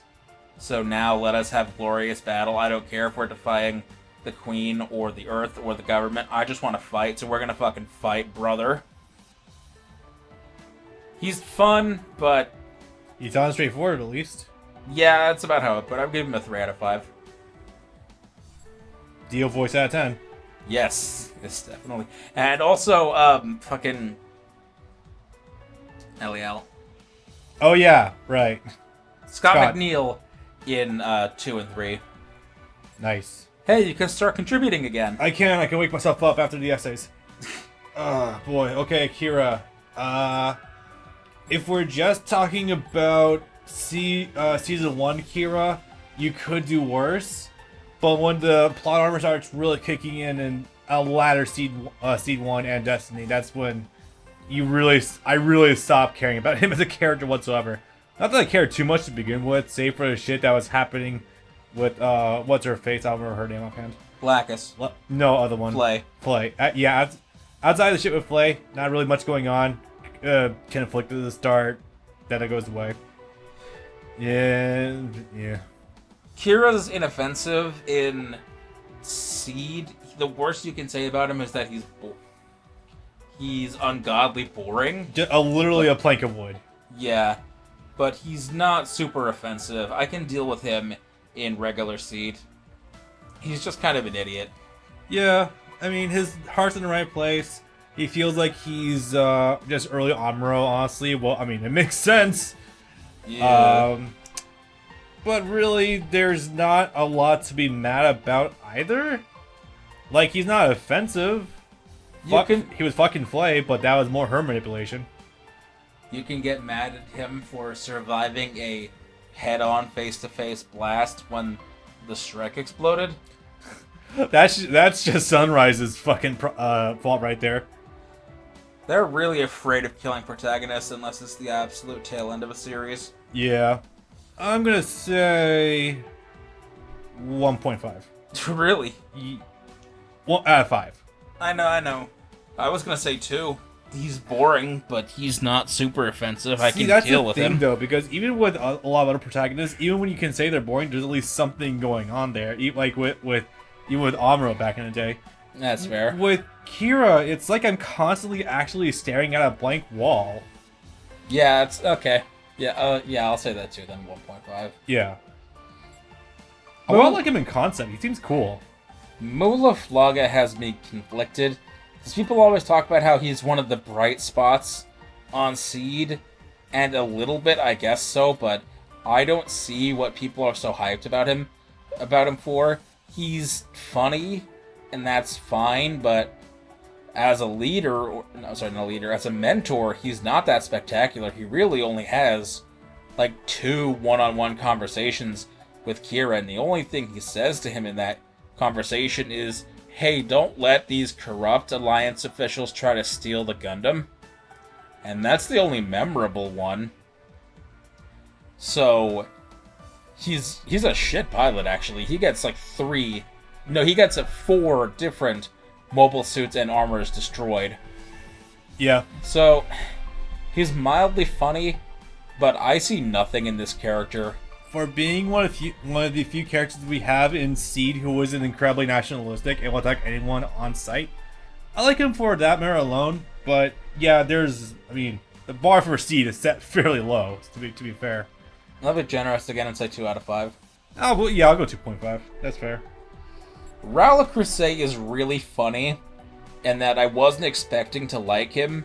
And again, for the first 4/5 of the series, I didn't, because he did literally fucking nothing. Yep. For the first 40 episodes. But once he actually puts his money where his mouth is, and starts actually doing things beyond moving his fucking mouth, when he gets out in the field, God, he's really, really fucking good. He says a lot of stuff about Destiny and the way things are and the way they should be and the way they shouldn't and the way they should not be as Kira. And it sounds kind of ridiculous. But no, he's actually pretty dead on. there's war and strife and conflict because people are trying to be perfect, and that desire to be perfect, to be better than everyone else, leads to people taking from others, which leads to conflict. It's I'm really hyper condensing and skipping a lot of details, but he actually does have the right of things. I wasn't expecting to, but I like him a lot, actually. 4 out of 5. He is alright at the end. But, like, literally 4/5 of the show, he does fucking nothing. Yeah, and that's... And realistically, it should be 3 out of 5, but I like what he does so much that I'm biased to give him an extra point. I think what also kind of dilutes him a little bit, even though he is the dying, imperfect clone, essentially. Isn't he? Pretty sure he is. Because I think Moo's just the son. Moo was the original guy's son. Rao and Ray are false clones. Yeah, I think Rao got the short end of the stick because wasn't the other one like actually like a more perfect clone or something? No. Okay, so was it different? Not like it's not a good thing. Okay. His absence does kind of sap into it a little bit, and also the fact that there's already like 2 other versions of him kind of takes away from him a little bit. 2.5. There is a problem in that in the first 3/5 of the show, it definitely feels like the Archangel is fighting a phantom. Yeah. Ironic considering the mask. Yeah. Amazing. Yeah. I love Isaac. He's a little bastard, and he's funny, and he never stops whining and crying and screaming, and he's really funny. Yeah, he's fun. He's fun and he's dumb. I like those little bastard characters a lot, actually. More than I should. I like him, actually. I'll give him a 2.5. I'm going to give him a 3. Yeah. He's certainly laid back and more or less just the Arch Remia from Fate of Gundam. Ian voiced by Johnny, so that's pretty good. Diarca is a good boy at heart, but he's a fucking idiot that doesn't know how to keep his mouth shut. Okay. Hey girl, what's wrong? Why are you crying? Did your no-good natural boyfriend die or something? Yeah. And then she almost killed him. And then she tried to stab him in the face. Also voiced by Brad Swell, so that's also pretty good. And Johnny in the new dub. But aside from those traits, I got nothing. Like a 2. He's a nothing... he's funny, but he's still overall kind of a nothing character. 2.5, 3, something in that area. Yeah. He was 15 and he loved to play the piano. This is an actual, literally nothing character. 1 out of 5. 1 out of 5. Don't care. Nah. Next. Andrew Waltfelt is good in what he starts, and he's fine where he ends up, but where he ends up is not a place he needed to be. Nope. I choose to ignore him in Destiny because honestly he had a pretty good arc in Seed as is. That's a recurring problem in Destiny. Yep. One of the only ones actually. Insofar as where he starts, I would give him a 4 out of 5. Where he ends up, I would give him a 2 out of 5. If you want to classify those as separate versions, I guess you can do that. Yeah. For being the cool Rambo Raw of Seed, he's like a 3.5. This isn't your granddad's Ramba Roll. Yeah. But the Zoids aesthetic kind of destroys it for me. The fucking tiger striped suit and his tiger helmet and the logo, this fucking Predacons. Yup. Yeah, I go 3. He's fun. He's cool. He's definitely one of the better villains of the show. But I don't have much beyond that. Yes, fair. Oh god. So the drug boys are actually a lot more funny than they're given credit for, and I like 2 of them. I like Shawnee here, the Inuyasha one, the Richard Ian Cox. Mm-hmm. It's really funny. You wouldn't expect them to, but they all actually have hobbies outside of combat. Yeah. Shawnee here up front, his hobby is that he really loves jamming and music. You see him going really hard headbanging and doing a little drumming with pencils when listening to his music. Orga in the middle, not that Orga, is actually strangely a fan of classical literature. You always see him reading books. Okay then. And Clotho here is a character of product placement. This character design makes me die. Clotho is a product of product placement because he plays video games, but not just video games. He plays the Bandai Wonder Swan color. Holy shit, that's obscure. Not in Japan it wasn't, and not in 2002 it wasn't either. It was Bandai's answer to the Game Boy Advanced. Okay, if it was big in Japan, sure. What doesn't that take like 8 AA batteries? You're thinking of the Game Gear. Probably still took 6 though. If it's more powerful than Game Boy Advance. No, it was small. It was Oh. about this big. Okay, well, still weird. I still don't like his design. He's a fucking Code Lyoko character. Oh no, his design is the worst one. The other two are actually pretty alright. The other two okay. I just wish that Shawnee and Orga had different hair colors. Yeah, that's kind of... Like make Orga brown hair or something. That'd be cool. Yeah. What's really funny is that Clotho actually ends up lasting the longest out of all of them. Oh yeah, I remember that. That was funny. Yeah. And, actually, hold on a sec. In hindsight, I'm actually going to give an extra point to Izak because somehow he managed to destroy 2 Gundams by himself in one battle. Yeah. Those being, the Raider and the Forbidden. He managed to destroy both of those by himself in the very final battle. Nice. So, Izak, when he wants to, is fucking powerful. Yeah, I would give the Collective a 3 out of 5. They're funny to watch, but as characters, they are not exactly compelling. I'm gonna give them a 2.5 collectively, just because I find myself remembering like Sting and the others in Destiny more in this drug trio. Oh, I harshly disagree. Okay. But we'll get to that in a minute. I like this outfit. These a lot, outfits are so peak early 2000s Hot Topic. Holy shit. Kira Yamato's Kingdom Hearts 2 outfit, fitting because it's 2005, is, I actually like this outfit, and I like him with the longer hair design a lot. But this character, Kira, in Destiny is fucking garbage. This is actual 0 out of 5. He actually Kira. damages the plot. Like, with his sheer presence. Like, are they new? Is the Archangel neutral? I don't know. Yeah, let's just go ahead and kidnap the only person that's opposing this one nation from joining a war they have no part in. Oh, God. Let's kidnap the only person that can say no to them doing that. Fucking idiot.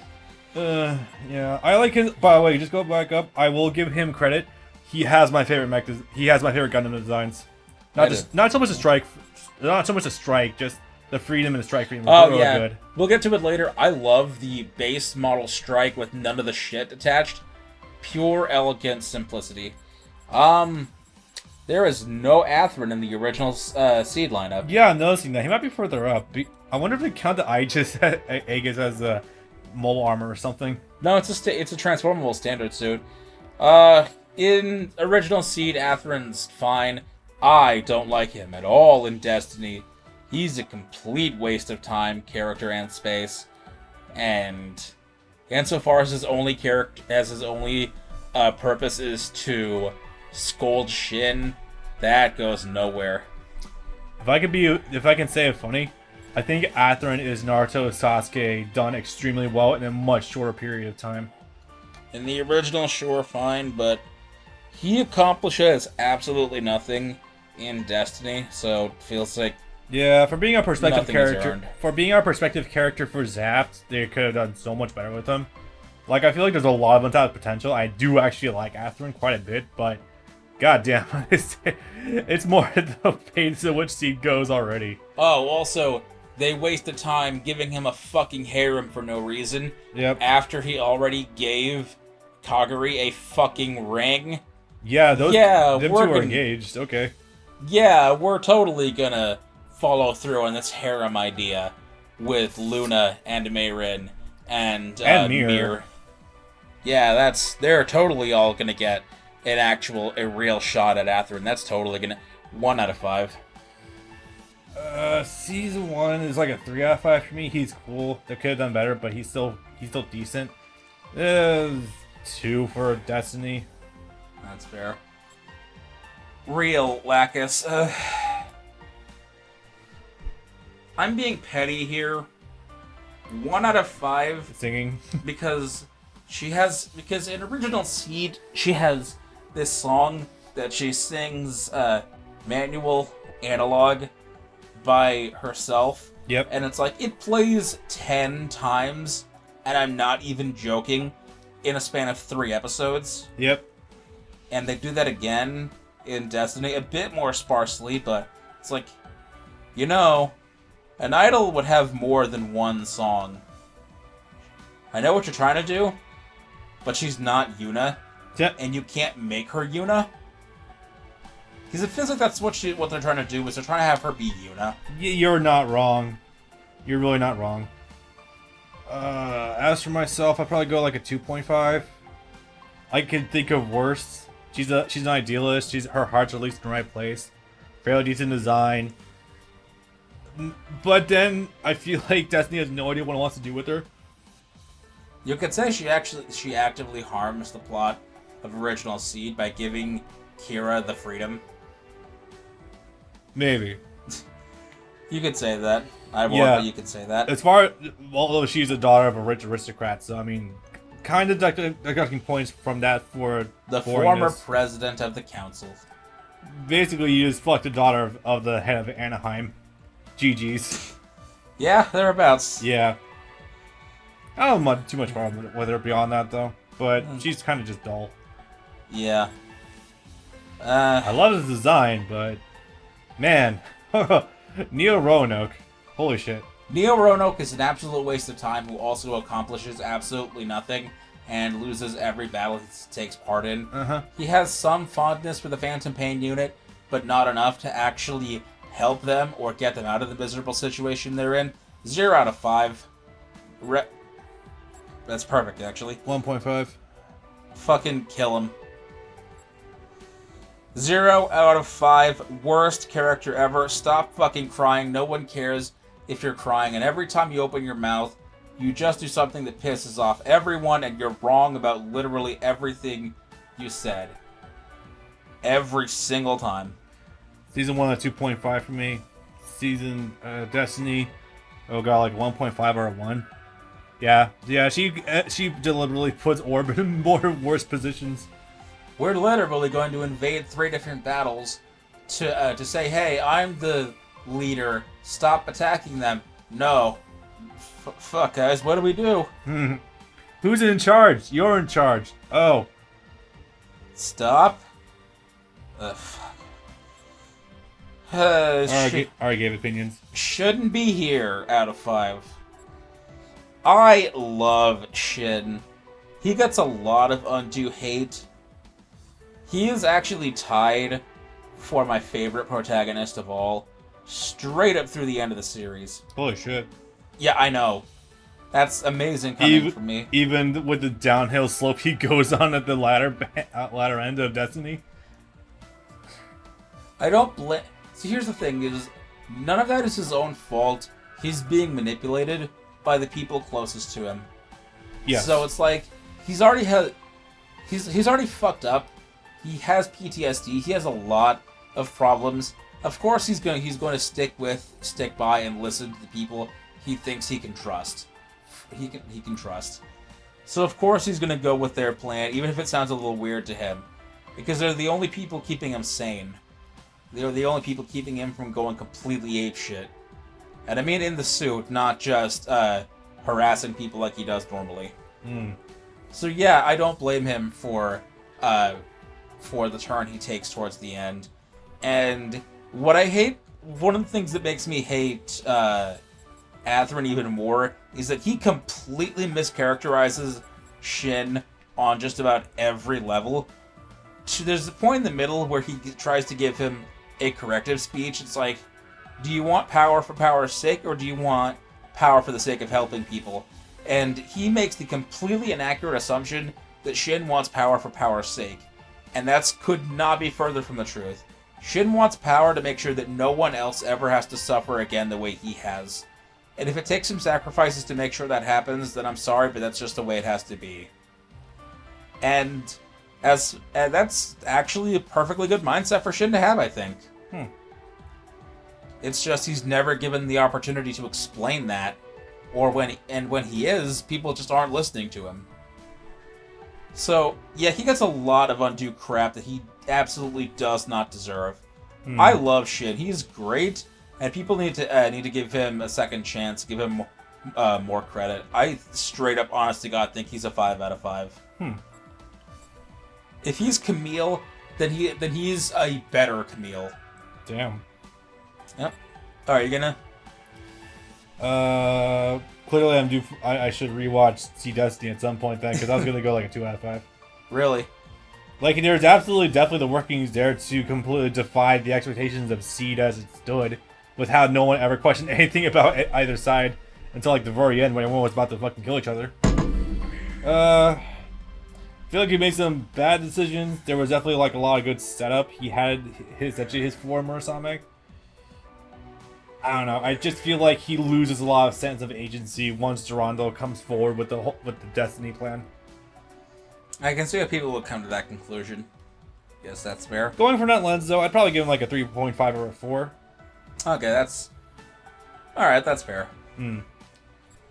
Luna is a lot of fun, but she's never really given her own combat moment to shine. No, mostly piling a Zaku too, or just some Zaku variant.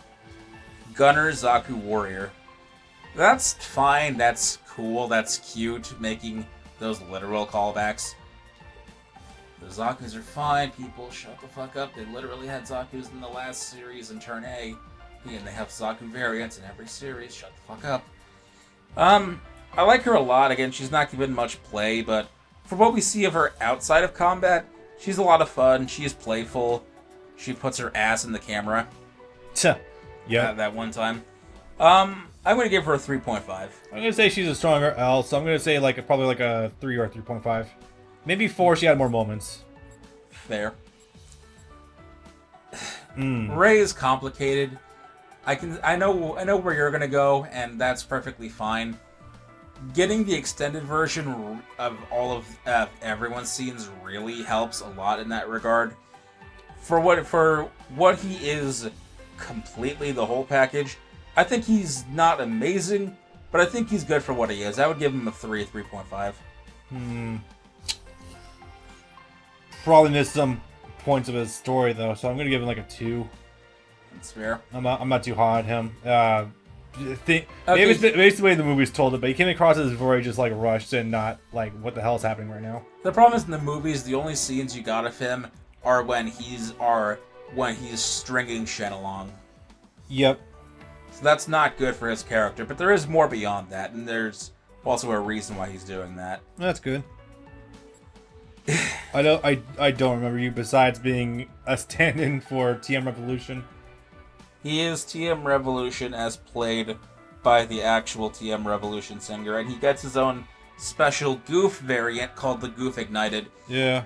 He's a cool dude that is taken way too early because that's the running joke, but he's actually a cool dude. That wing thing on his chest is a rank signifier that he's like the second or third highest rank in the entire Zaf military. Yep. So he towers over everyone else on the Minerva, and he's like, "Yeah, it's cool. You can all calm down. Just call me Heine. It's cool. We're all friends here. I'm actually really interested in you a lot. Your record precedes you. Oh yeah, and because I'm a higher rank than him, you also don't have to call Atherin Commander anymore. You can just call him Atherin. Yeah. No, as your superior, I order you to just call him Atherin. Okay. So, TM Revolution out of 5. 3 out of 5. He's a lot of fun, but taken before his time. And he's actually a pretty cool and smart dude, too. He has some pretty interesting philosophical conversations with Atherin before he goes. I was gonna say, taken too soon out of the movies out of 5. Yeah. 4 Murasame out... 2 Murasame out of 5. Crazier Murasame out of 5, yeah. I like her. I do. She's a fairly tragic character. Yeah. But there's also a lot of scenes that are played badly with her that go too fast. She's not given enough time in the sun, and what most of it is just her in her brainwashed state, just fighting against Orb, actually, not even Zapped. Yeah. And it's just not engaging to watch in that regard. Also, fuck her, she's the one that killed TM Revolution. Oh yeah, that's right. 2.5 out of 5. For what she does it well. We just don't get to see very much of it. I'm gonna go 3.5. One of the better designs of Sea Destiny and Sea in general. Also, what the fuck is side boob, yo? Holy shit! What the fuck is the female Alliance uniform? Yeah. Fairly good for the role she's given. Essentially retread 4, but that's a good road to retread anyway. So, yeah, they will comfortable at 3.5. We in there now, boys. Oh, fuck me. Now I'm getting busy. Okay. Setsuna is one of the best protagonists in the whole franchise. Top 5. Probably. Yeah, he's like among like 5 other picks I would have for top character, along with quite a few characters actually. Judo, Camille, probably someone else, Jiro. Yes. He's really, really good, but it takes him a long time to get there. He's pretty stilted for almost the entire first season. But when he comes out of his shell, he comes out the other side an amazing dude, willing to listen to others, willing to hear other points of view, willing to go to bat for other people. And that's really good. That's really cool seeing someone have a complete conversion like that. He's a great allegory for our fallout of the Iraq War occupation. Oh boy. He's great for that. He is a slow... He takes us a while to really get to his character, but even when he's still in the shell, he's pretty good. Especially when he's up with the other boys, it's great. Yeah. Oh, God. 4 out of 5. I'm going 4.5. 4.5, yeah. He's great. Great development, except he becomes Chrome, and that's kind of weird. That's the one ding. I think that's in here, actually. You're probably right. 4.5. Lyle. 4.5. Oh, Lyle. 4.4. 4.4. 4 out of 5. Lyle is a lot of fun, but he's also given less play than Neil was overall, and almost all of his scenes revolve around Anu, which isn't bad. It just means he spends. They gave him something different. Heavily, it's actually from Neil, though. That's great in my book. That's good. It is, but it means that he's also spends infinitely less time talking to anyone else who isn't Anu or Setsuna. He is very frequently caught in that trap of either I'm in pretending to be a good pilot mode or actually fucking Anu mode. I mean, both are fine, but he kind of gets a little railroaded, and there isn't like as much vengeance explored with him as Neil, but still fucking amazing. He's a great character. I just wish he had more interaction with his shipmates. Yeah. Now Alleluia is my favorite of Celestial Being. He has a backstory. He does. He has the most of backstory. This is really whitewashed, this portrait actually. A little bit, yeah. He is not white. He's got a tan, yeah. Yeah, because he's from Kazakhstan, which is among the entire Middle East desert, so. Yeah, he's easily one of the most interesting characters, both inside and outside of his own head. Yep. And I love the Arios, the Kyrios, and not so much the Haruti, but yeah, I love his design. I love his fucking orange that stands out from everything before him. Yep. And 4.5, I love him. I'm gonna go 5. 5 out of 5. Really? Okay. Amazing. 5 out of 5. He's good. He's really good.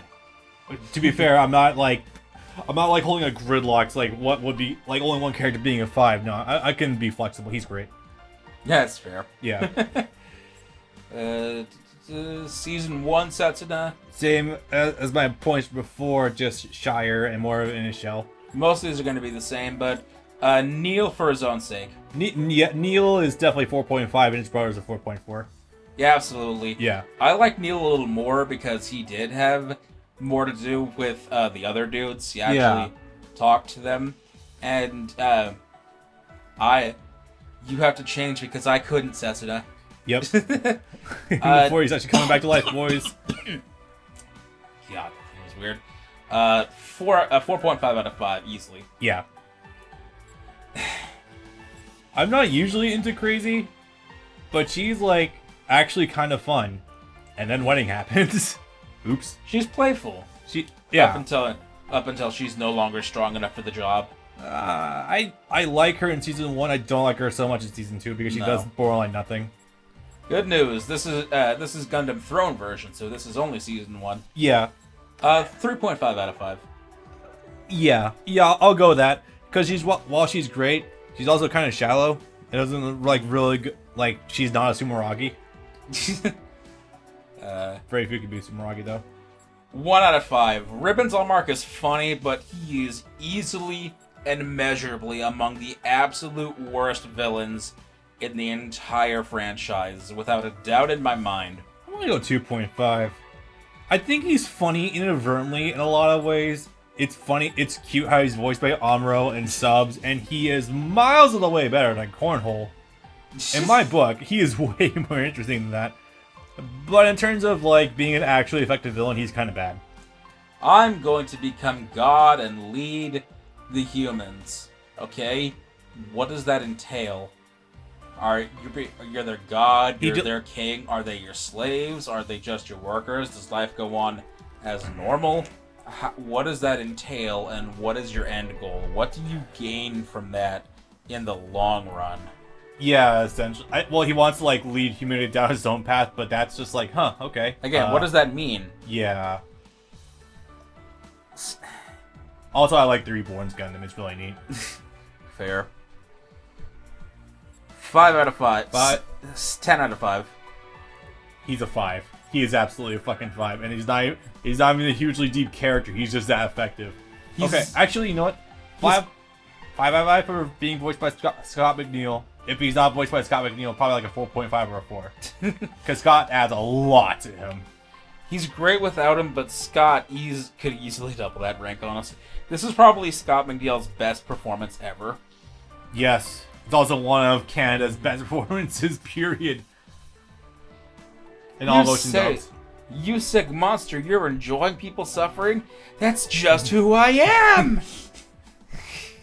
Yup. He's a sick and twisted fuck in all the best ways. He is the best kind of insane. He's easily, without a doubt, one of the, ironically coming off of Ribbons, one of the best villains in the for a modern day Yazan. He far outstrips Yazan, but is categorically the same thing. Absolutely fucking fantastic. Yep. Watch 00. He's just amazing. Just watching him will make you come. Pretty much. Okay, I gave Scott McNeil Aliala 5 out of 5. I'm gonna give Graham here 4.5 out of 5. All the 00 characters, for the most part, are gonna be above a 3 for me. His name is either Paul Dobson or Brian Dobson, since you specifically said Scott McNeil Alial. But Graham is great either way. 4.5 without a doubt. Yep. Young man. Fun, goes through the paces, is a really good Char in essence. He's one of the best ones. He is. He's so fun. And he's a good comrade too. And he makes that turn in the movie, and I think it was unnecessary, but cool all the same. I will sacrifice myself so that you can achieve peace, young man. Yep. Just. We need more of him. Absolutely. Oh, yeah. We get more of him, technically. I think this is weird. I love you. You're great. I wish you had more to do. I love Soma. She's fucking great. Not a fan of what to do with her in the middle of season 2, where they start having her flip-flop between Marie and Soma. Because that feels like it does. When she flips back to Soma, that feels like it undoes a lot of the character development that she had already gone through. God damn it, Andre. Yeah. That was Andre's fault. Yeah, fuck Andre. But outside, God, it's because of that she gets looked at like a 4 for me. Yeah. But she's got such immeasurably great depth, along with Alleluia. Yeah, they are amazing. Of course, directly linked. Again, my one problem is that literally the only person she talks to in the entirety of season 2, or rather on the Ptolemaios, that isn't Alleluia, is just Saji. She doesn't talk to anyone else at all, and that I love the characters in Double O, but they have a problem of being put in their box and never really walking out of that box. That's a pretty good way to put it, yeah. It's you know what it is. It's like your typical TV prison cell where it's like there's a big row of them, of 20 or 30 of them. They're all right next to each other. They can talk to each other, but they just are not talking to each other. Yeah. Even though they really could, and nothing would stop them. Pretty much. 4 out of 5. Yeah, 4. 10 out of 5. 15 out of 5. 1,000 out of 5. This man's plot armor is the strongest in human history. I'm being real, I think he's probably like a 3.5 for me. In terms of actual character, I can see that, but in terms of actual character and like what he does, he's like around like a 3 or 3.5, but he's so fucking fun. I'm gonna give him a 4. He's a 4.5 because motherfucker survives every battle, does not die, marries the captain, marries his superior. He takes her name. Oh god. It's amazing. That's fucking great. Absolutely outstanding. One of the funniest characters in Gundam. Yep, and most fun. These are gonna be this. Okay, we haven't had come to Tierra yet. Tierra starts off really stilted. He starts off as a 2, but he starts off as the Ice Queen. But eventually, he is punched out of his shell. And is dragged also out kicking and screaming. It's also one of the strongest characters. It's just a shame because, like, on his own, he is the best character. He would be the best character in his own show. But yeah, next to Setsuna, Lock-On, and Alleluia, he does falter some. Like a 4. Like, when all is said and done. Yeah, he's absolutely a 4. He starts out in the area of a 2, but he grows and he develops, and he comes to love he comes to actually think of the rest of the Ptolemaios as a family. Yeah. And that's great for a living computer. Yep. Movies, do them together. Young man. Oh boy. Why is his face a potato? It is, isn't it? Oh my god. Okay, so Banana. 2 out of 5. I feel like. See, what the hell? Not Uso. The second Stars Memories. What was the hell is his name again? Ko. Yeah, Ko's the worst protagonist in my book. I don't like. I like him. Kira less than him. He's probably like a 2 or 2.5. He does falter heavily. What I come to realize why I don't like Banana is that he has no sense of identity really. Like, outside of being worried about Audrey, like, there's nothing else there. So here's the thing. Over 22 episodes and 7 movies, I've watched them twice. I could not give you the trajectory of his growth if you put a gun to my head. Pretty much. I have no idea how he develops, if he develops at all, beyond just, okay, I'm actually willing to fight now. Nothing about his character fundamentally changes. I get nothing from this character. Okay, so there's 2 sides of Unicorn. There's one they're in space and one they're on Earth. And then they're in space again. Unicorn in space is probably one of the worst shows in all of Gundam.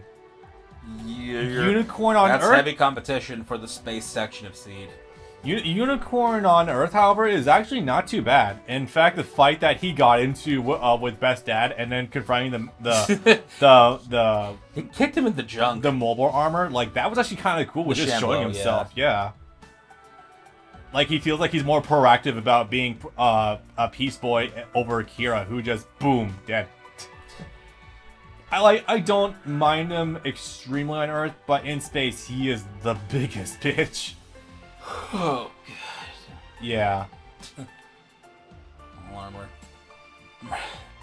Mommy. 5. Yeah, 5. 5. Marita is, again, I wish Marita was a character we already knew, but... She has Guts' backstory with the body of, oh god. Casca, yeah. Oh my god. I had a dig for that name, holy shit. Marita's a 5 out of 5. She's an absolutely great character. I wish that, again, she was a character that we already knew about, but it doesn't take away too much from what we know about her, and God, does she need a hug. She needs a hug. And bless her, she gets a father. She's also deserving of consensual loving sex.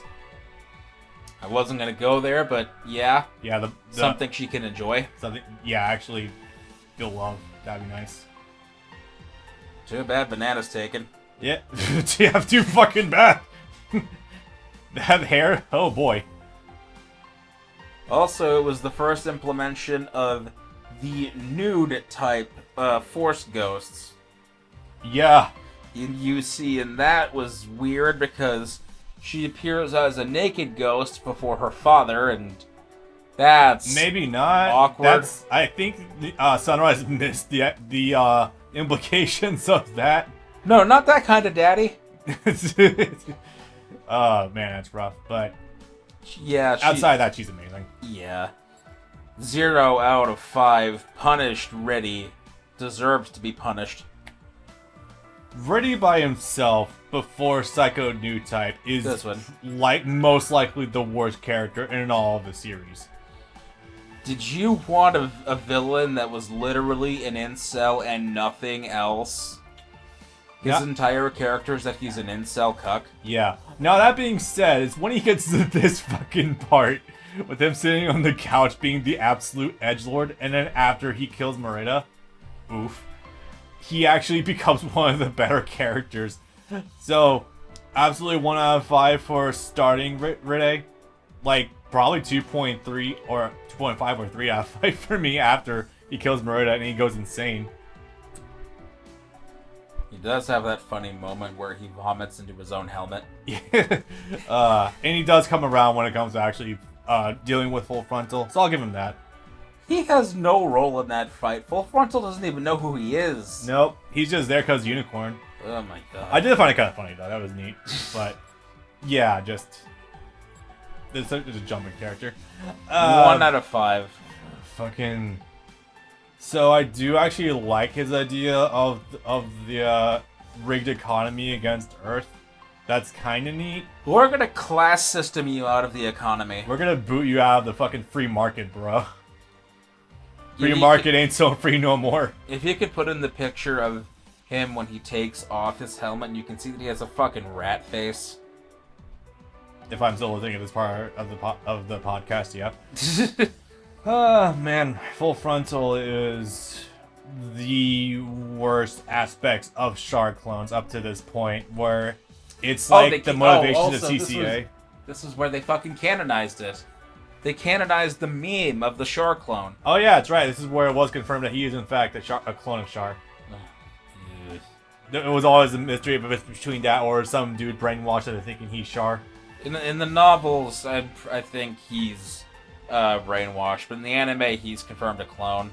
Yeah, I mean they are have the Pole 2 technology, so yeah. They confirm that further in narrative. Yeah. I love Angelo. He's another one of those little bastards, and I love him for being a little jealous gay bastard. He's dumb and jealous and violent, and it's kind of funny. I'm gonna give it 2 out of 5. 4 out of 5. I love him. Rita again, different outfits, big rack. Yep. Okay. Time for me to be quiet again. Please put in the picture of Hot Dilf Flit and Ugly Grandpa Flit. Or as I call him, Flitler. Because the other two forms aren't in the game. In his 15-year-old form, he's fine, I get it. He has a child's view of the world. He has a grudge against the as then known UE, or as I just straight up call him, the Uber Eats. The unknown enemy. And he wants to destroy these dragon mechs that keep blowing up colonies and that killed his mom. Insofar as the first arc goes, that's fine. He's not amazing by any stretch. 2.5 out of 5. In the later arcs where he literally becomes Hitler, -100 out of 5. I'm not even joking. He actually becomes Hitler. let's murder this entire race of people. No, I won't hear any arguments on the matter. Fuck you anyway. Okay. Fuck off. Osamu Asuno is amazing. He's Flit's son, and he's among one of the best protagonists in the series. 5 out of 5. His development is amazing, because his thing in Gundam Age, the new types are called X-Rounders. No, we don't know what that means. You can actually get a blood test to find out if you're an X-Rounder or not. Flit Asuno is the legendary X-Rounder. Okay. Because of course he is. Osamu Asuno, because it skips a generation, is not an X-Rounder. Huh, okay. So, in finding out that he is literally genetically worse, weaker than his father, he has to come up with his own way to fight. He has to develop his own style, and with a separate mentor, learn how to become a super ace. Which is his coping mechanism, and boy does he get there. And his relationship with the Char of the series, Zahar Galette, is also one of the best protagonist Char dynamics that we've ever seen, and we'll get to him in a few minutes. Zahar Galette is also among the upper echelon of Char clones. He's really good, and if you can, because he's also not in here, if you can also put in the picture of what he grows up to be, Captain Ash, fucking space pirate captain, looks fucking awesome. In design sense, is technically a Char, but not actually. He's just super fucking cool, and he turns his Gundam into a pirate Gundam. Yeah. It's the H2 Darkhound. It's amazing. 5 out of 5. Chris Thorndike from Sonic X is boring. If you've never seen it, that's exactly what this character is. Yeah, I've never seen Sonic X. The audience will know. Can we reason with the Vegans? No. But we can't just kill them, Grandpa. We can't just kill an entire species of people. Fucking watch me. Okay, that's a jump. That's the Grandpa. I know. Yeah. He's okay. He's fine. 2.5. He also lacks an identity. He's a good kid. He's perfectly fine. He's perfectly polite. He just doesn't really do much of anything on his own merit. His Gundams are cool. His H3 being a double Zeta and his FX being a Quanta. He's kind of a nothing protagonist. He gets the job done. He's the bridge between his father and his grandfather. All right. Oh wait, never mind. There he is, Captain Ash. I thought he'd be in here. Fucking amazing, outstanding, 5 out of 5. I came to a realization. This entire species of people cannot all be evil. So I'm gonna at least... So even if it doesn't go very far, I'm gonna at least try to talk to them, Dad. I'm at least gonna open dialogue between us and them. Because I've met some of these people. I know they aren't evil at their core. They might be forced to do things they don't want to do, but they're not evil at the core, and I think eventually we can actually work something out with them. No, I'm gonna fucking kill him anyway. Oh boy. Fuck Flit. But yeah, Captain Ash is great. He's fantastic, and he looks sick in his pirate Gundam. Part 1 Hinata is okay. She's not fantastic. She's a cute love interest. Her name is Urine, and I can never take that seriously. Yeah. 2.5 out of 5. Dezel is a little punk bitch who's not very fun to watch. Who's the jealous type. I won't let anyone take away the attention of Flit, who I'm trying to get pay attention to me so I can fight him because fighting is fun. His last name is a shaving cream. It's spelled differently, but yeah. Yeah. And this is... these two are brothers. Yeah. Yeah, this is Zahar Galette. This is Asamu's rival, and he's the Char, and God, the Vegan normal suits look fucking terrible. What is with those shoulder pads and, like, growth-like armor? They've outgrown this design by this point in time, but the UE, as they're known at the time, the unknown enemy, all of their mechs, which we thought previously were unmanned, looks like fucking dragons. So it's like, these are their dragon scales or something, their dragon bodies. They look fucking cool, but it turns out, no, they're actually manned after all, but the people inside them don't talk, so if they die, you don't hear anything. Okay. He's super cool, he's among the better Chars, he's really fucking tragic. Born to a dying race that are just trying to heal, and Flip won't allow that. He's made to be the leader, and he is not a leader figure, and everyone that puts their trust in him ends up dying, and to a certain point he can take it, but when one too many people dies, he starts having hallucinations of all of them at once, calling him pathetic, and saying that he wasn't up to the job after all. And where it comes to a head is where his girlfriend, who is not in here, is like, press the remote self-destruct. I'm in line to be able to take out all 3 Gundams at once. I know you don't want to do it, but you have to. This will end the war. We can the Vegans can finally start to heal. We can finally take back Earth. And then it fails. They end up escaping the explosion, and he goes fucking berserk because he killed his girlfriend with his own hands. It's incredibly tragic. It's amazing character writing. I just wish that the rest of Age was his end point as his writing is. 4.5 out of 5. Nice. I didn't rate the last couple of them. 2.53. 1. Bellry is among my absolute favorite protagonists. He's just a dude that's having fun for the sake of having fun. And he doesn't know what mercy is. Yeah. Okay. You're gonna get to Reco soon. He's a fucking treat. Absolute 5 out of 5. Amazing. Nice. And he has a part where he ends up falling in love with someone and then finding out that person is his sister and like, ah. Yeah, I know. I heard that. Heard, in fact. Yes, Ida's also amazing. She starts out a little rough, but she becomes amazing and fantastic, and has such great writing lines as... Because Tomino is back at the wheel again, after 15 years, has such great lines as a human female, I am in good health. Okay. It sounds like something an android would say to avoid being detected as an android.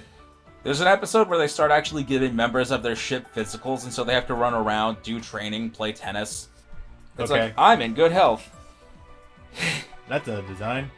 Clemton Nikini, the son of the American president, okay, is one of the funniest characters in the show.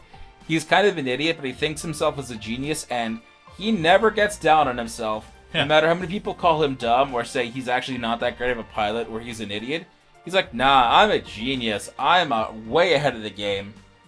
And he's smart. He knows how to strategize. He's just not very good in a fight. Yeah, okay. But yeah, he's amazing, and this is the only part of Gundam Reconquista in G that I do not like. 4 out of 5. 4.5 out of 5. 5 out of 5. He is the 1 out of 5. He starts out as a really cool dude, and then there's something about indentured servitude, and then he puts on the mask and he goes fucking apeshit, and it's terrible, and he's like that for the entire rest of the show. And it's never adequately explained outside of it just being indentured servitude, why being whatever the other race is called is so terrible. Because you're a high-ranking member of the dominant forces military, so clearly you're doing alright for yourself. 1. Yeah. Mikazuki is a 3, because he's not really the protagonist. He's not, but I like him still regardless. I might give him a 3.5. 3.5, He's fun, he's charismatic to a degree. He has great moments. He's mostly just an empty-headed kid who just knows how to fight, and that's it. So, I mean, for being like a surrogate for explaining the roughness of being impoverished, he does really good. If we go into this battle, we're probably gonna die, and you're also all probably gonna die. But I'm gonna go in anyway. Anyone want to join me in this battle where we're all about to die? Fuck no. Alright, bye then. Yeah, pretty much. 4. 4. Akihiro is funny, big meathead. He really doesn't know how to act around other people. Nope. And that's really funny and charming. And he has to get, again, punched out of his shell, kicking and screaming. He is... But he's really good. He's trying to learn the traits to be a leader for his unit, and he never figures that out. The analogies to Guts from Berserk don't just stop with his appearance either. He's actually a fairly decent character as well. He is a meathead, but he still has a heart of gold. Yeah. So that's good. Yeah, I give him like a 4. He's great. Yeah. McGillis. 4.5. Yep, I agree with that. And nothing else, just We because could be here for an hour discussing him at length. Yeah. We almost sort of did that a couple days ago in Discord. Yeah. He has points where he falters, obviously, and the Mr. Montag thing is a little weird. Yep. But he's pretty good overall, if a little too quick to believe in fairy tales. I mean, yeah. But the funny thing is that he's never necessarily in the wrong either. No, he's right about most of what he's doing. Yeah, He goes about it the wrong way, but... Yeah, wanting to reform that organization from the ground up. That was the... Galahorn. Yeah, wanting to reorganize Galahorn from the ground up was honestly like a really noble idea. Because I mean, we've seen the corruption that goes on there. The circumstances just weren't right for it. Nope, that's okay. Ray Chase Giga Chad fixed it right afterwards anyway. Rustle, yeah. Galio was hard to put a number on, because... I don't mind him. He's both good and bad, but he starts out in a really bad place. Yeah. He starts out being completely accepting of all of the racist ways that Galahorn views everyone that isn't Galahorn, with the exception of Ein. And that's just because he took a particular shine to Ein, not to Ein's plight. Yep. And I think he eventually gets... He doesn't really have a coming around point until after he gets fucked. Yep. And even then, we really don't get much of his views after the fact, so we don't know if he's completely reformed, or if he's just in it for the sake of getting his revenge on McGillis. 2.5? I might go with 3. The Robbie Damon helps in. Yeah, definitely. Outside of like the first part of the first season, honestly, he's not too bad a character in my book. I mean, he's certainly one of the more sound characters that we've had, I guess. He's not a bad character, it's just hard to place this Garma's motivations and desires. Yeah. Oh boy. Okay, have not. That is surprisingly brief. We jumped. Holy fuck. No Orga. no Orga's not Lofter. No Lofter. Lofter's a yeah. That's we'll, I think we get back to some of them. Maybe.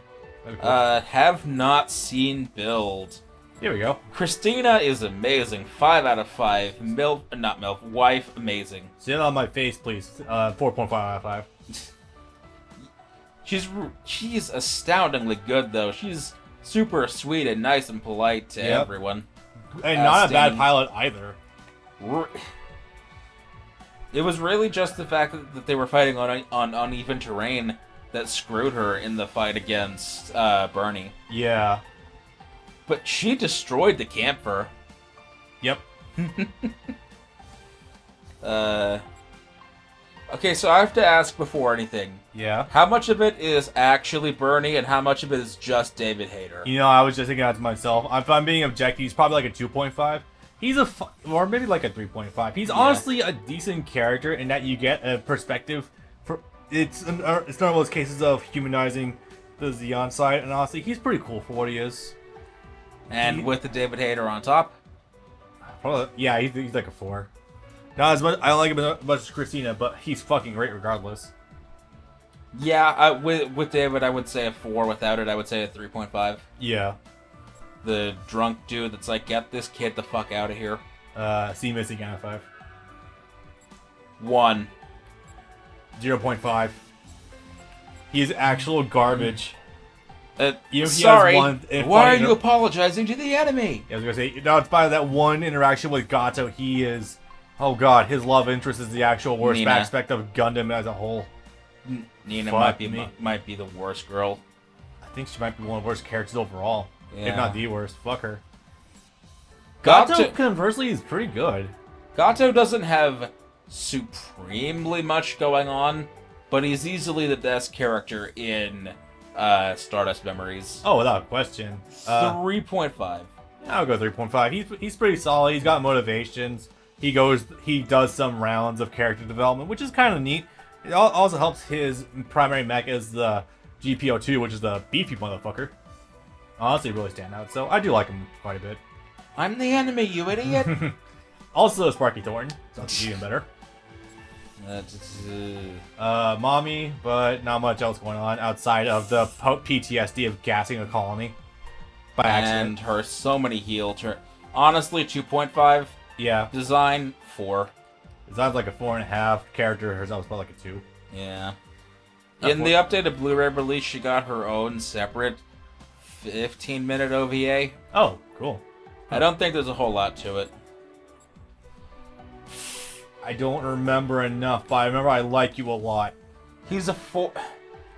If we're being generous, he's a 4. Realistically, he's a 3 to a 3.5 because while he is super cool and funny, he actually isn't given very much to play with when you actually look at it. He might actually be the best pilot in UC though, because he literally just takes a ball and fucks up 2 Zaku's. This is true. This is great. Also, one of the few protagonists who have canonically fucked. This is also true. But yeah, realistically, probably like a 3.5. But I like him enough. Being one of the best Steve Staley voices I've heard ever, because he's allowed to be inflective. That was his debut Gundam. Yeah. Debut Gundam, and that's his best role besides McGillis, honestly. I'm gonna go 4. Hey, other kid, I know we want to get out of here. I don't want to be in this desert here either. I just want to sit down and relax with a nice cold beer. You're a Gundam. You can't drink beer. Even if you're 40, you're not old enough to drink beer if you're a Gundam pilot. Using the front door isn't always the best way. Sometimes you gotta make use of the back door. I just don't know if I'm ready to do that yet. I don't remember. I don't care. I think he's someone they fought in Vietnam. I mean, Earth. He was Ina's bodyguard. Oh yeah. And her brother's right-hand man, I think. He was alright. As far as character goes, 2, I guess, if we're being extremely generous. Yeah. If we're extending it to actions, he provides one of the best fights in all of Gundam. Oh god, the one in the city? Yeah. Oh hell yeah. His goof versus the Easy 8. Yep.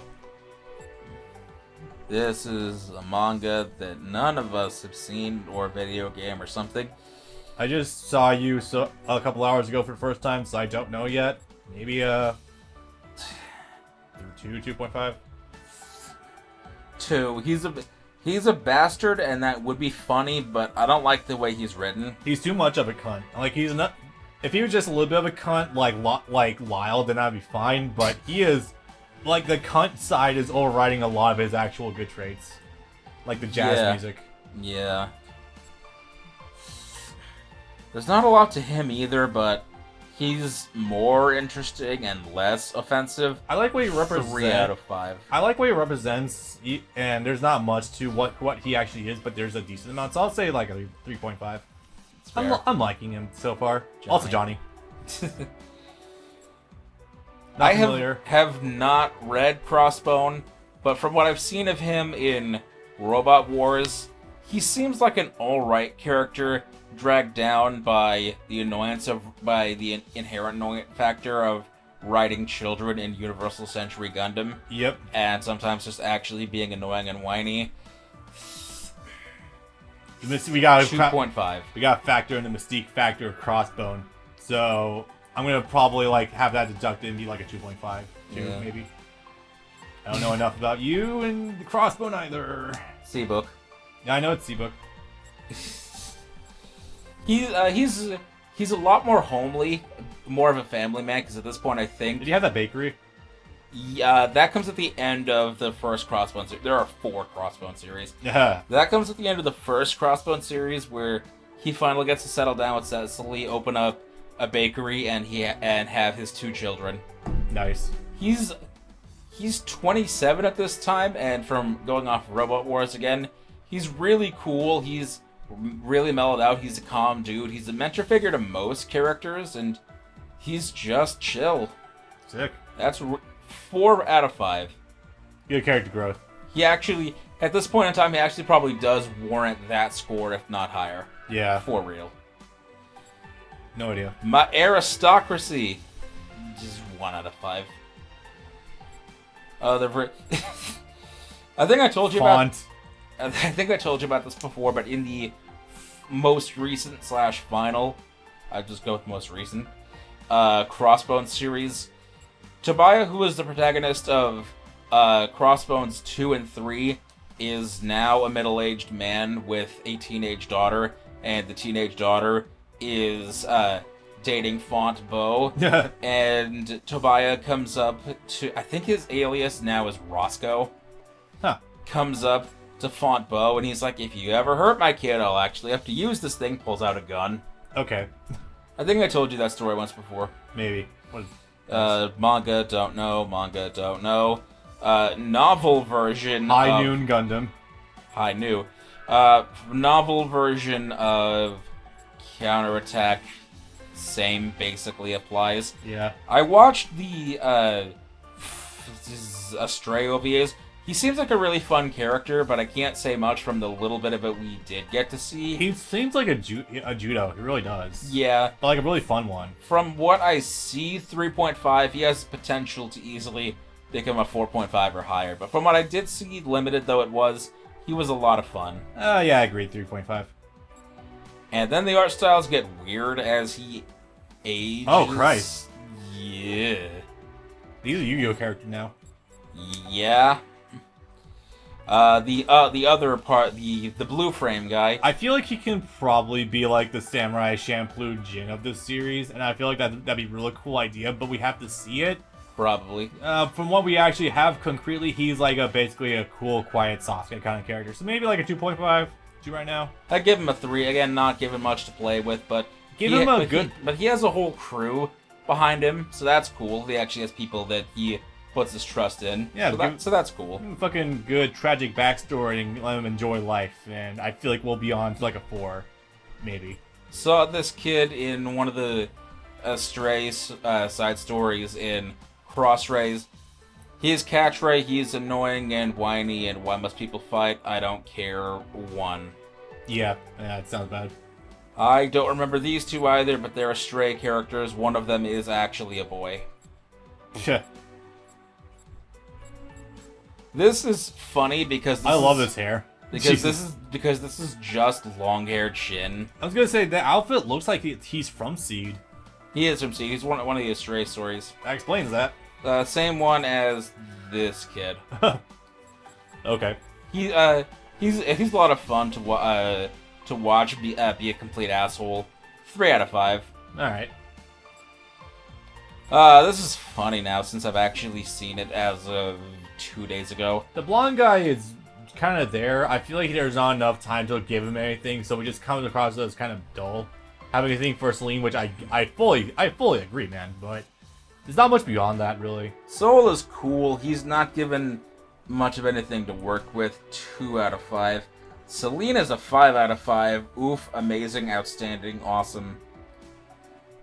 I'm gonna be realistic and say 4 out of 5, just because of the fact the format of it being a movie, and there's like 2 kind of disjointed scenes that give her stuff to do. If there's a little bit more outside of the ending, then definitely probably like 4.5. But being realistic, giving her a 4 for a time being, still fucking amazing design. Oh my god. Also, actually, the most beautiful woman in all of Gundam. Yeah, I'm going there. Top 5. I want to say top 1. I will. Okay. This guy is okay. He has an interesting backstory. He feels... not even underplayed, he just feels comatose. So I'm confused with what I should be feeling for Sven here. Yeah? Because on the one hand, like, we do have his backstory of how he was suckered into the military and then indoctrinated. But on the other hand, he still has committed atrocities, so... I don't know, do I feel sympathy for him with the ending? Do I like him? I'm not sure if I should like him.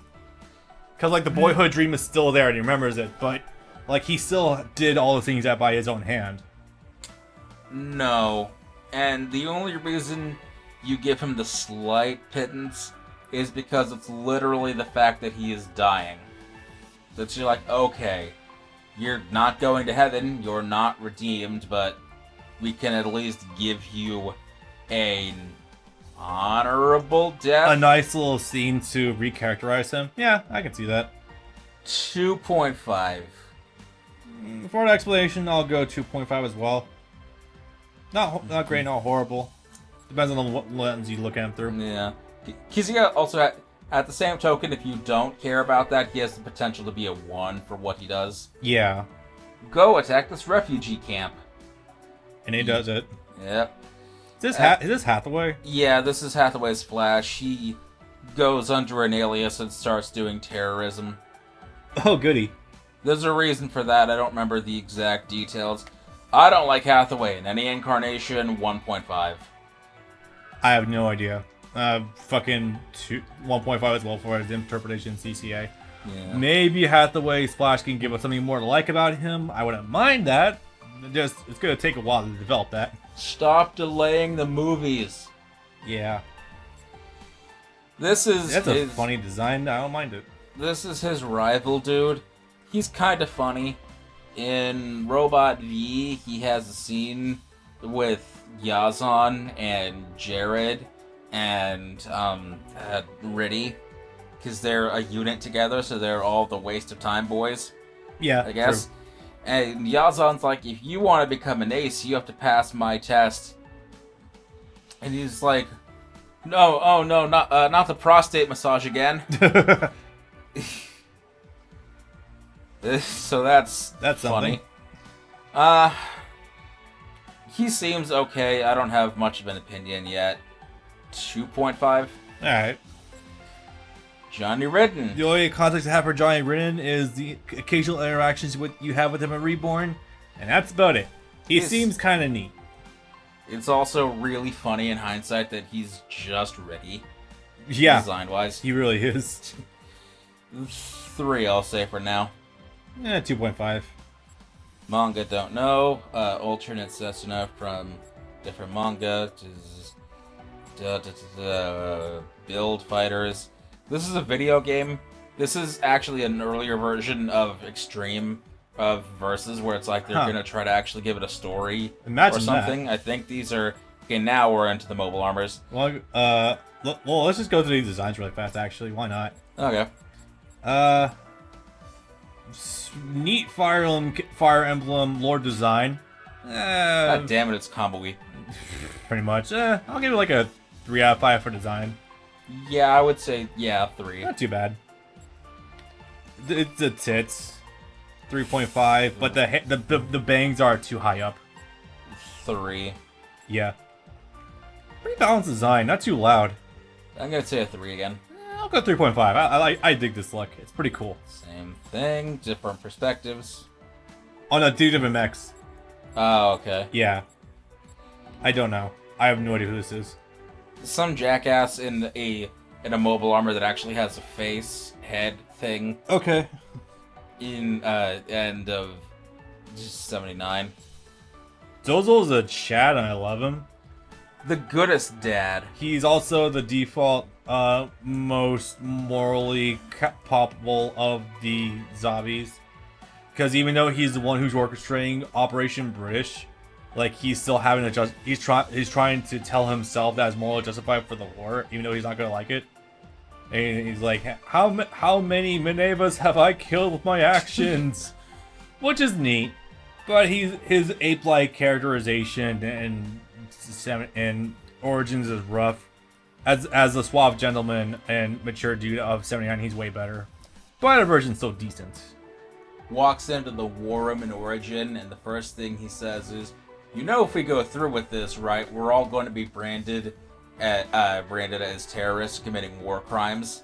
Yep. Oh. Yep. Everyone looks away. Pretty much. I'm gonna give him a 3.5. I like him. As one of the rare instances of good villains in Gundam, I like him.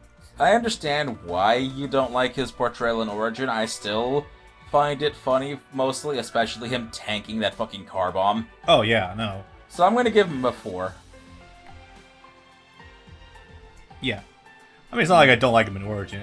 I just feel like there's a bit of a jump in his portrayal, going from Origin to 79. Monkey man to smart man. Yeah. Sure.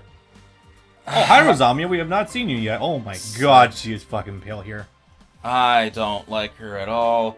I don't like her Big Brother gimmick. I don't like any of what she is or represents. She's one. She's a completely worse 4. Yeah. So 1.5. The Psycho Gun. Yeah, and the Queen Mantha. Yep. Darth Vader. You had something with here, and you did nothing with it. Thanks, Crossbone. I know it's F91, but still on the doorstep of it. I'm such a weak, pathetic man because my wife divorced me. That I'm going to wear this helmet for the rest of my life. And so he did. Because I'm so weak and pathetic. Oof. It'd be funny, the fact that he's wearing a Kaneko Man Ultimate Muscle shaped mask. Oh no, I get it. He put the mask on to avoid the divorce filings. No one cared who I was before I put on the mask. In this case, literally. And even then, no one really cares. Oh, that's rough. I do like the Reflesia, though. The mobile armor and the fact that it's literally connected to his brain. Yeah. I do like that idea, though. Crazy as it is. It seems like it'd be a standard for a Crossbone going forward. 1.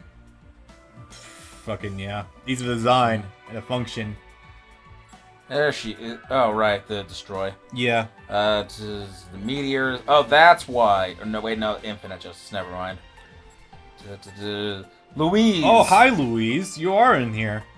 Yeah, because the only thing we ever see your pilot is the mobile armor. Holy shit. Do I lowball this or do I be generous? I would be generous. She's been through a lot. She is, even when she's still preppy, she's still cute. Yeah. And fairly hot. And then she goes punish snake level and is deceived by ribbons, turned into an Innovade, and then goes through the shit in the ringer in the movie. 4.5. Fuck it. Fuck. No, 4. I'll go 4. 4. Yeah, she goes through a lot of crap. Yeah. And thanks to the miracle of Sachi, she comes out the other side, I'm not going to say well-adjusted, but at least on the road to recovery. So, and that's amazing, honestly, given her process of events. Yeah, no kidding. Fucking hell. 2. Less offensive Lala? 2. She... Yeah, I'll go 2 as well. There's nothing given for her whatsoever outside her introduction, being like, hey, yeah, this is my daughter. She's a new type, whatever. Oh. Plant. Okay, so this is from Age. This is the final boss. This is what I'm going to... So Age went through a lot of planning phases. It was originally submitted by Level 5 Games, who make Inazuma 11 and Yokai Watch, as a video game. The pitch for a video game was rejected, but but Sunrise decided to move forward with an anime instead.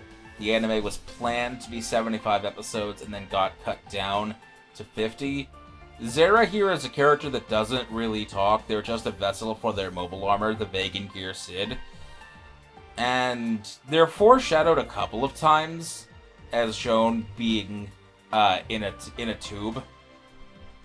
Okay. In a kind of like in the fucking the Mako tubes from Crisis Core. Okay. Something kind of like that. So it was like they're gestating or they're doing something to increase power. They're shown in the background a couple of times. It's like, okay, this is going to amount to something, and My guess is that they were the one that was shafted the most in the cut from 75 to 50 episodes. Probably. This is a literal nothing character aside from a battery to make the mobile armor, which... Actually, no, yeah, we're going to see it later because it's actually in here. The Vegan Gear Sid move. And the Vegan Gear Sid is terrifying when you actually see it. So, as a nothing character, it's 0.5 if I'm being generous for liking not their suit, but their human design. Yeah. As a battery, 3? Okay. Yeah, I got nothing. Ko is the pilot of the mobile armor thingy. Still bad. Ina Sahaline, 4.5. 4.5. Amazing. Starts on the Xeon side, falls in love with a man on the Federation side, our buddy Shiro up there. And there's just a lovely character throughout. Absolutely amazing. Gorgeous. Beautiful. Gorgeous, beautiful, well written somehow in the context of UC. That's amazing. A well-written Xeon this early on. Yes. Those are few and far between, let me tell you. Absolutely. And ends up pregnant at the end of the show. They got their happy ending. Neat. Ah, so she's a Naruto girl. Hopefully she's not ruined by becoming a mom. Pray in the jar. This is the villain of the original... Crossbone? Original Crossbone, yeah. Yeah. He's the ruler of the Jupiter Empire. Palpatine. Yeah, we basically. already have a Darth Vader.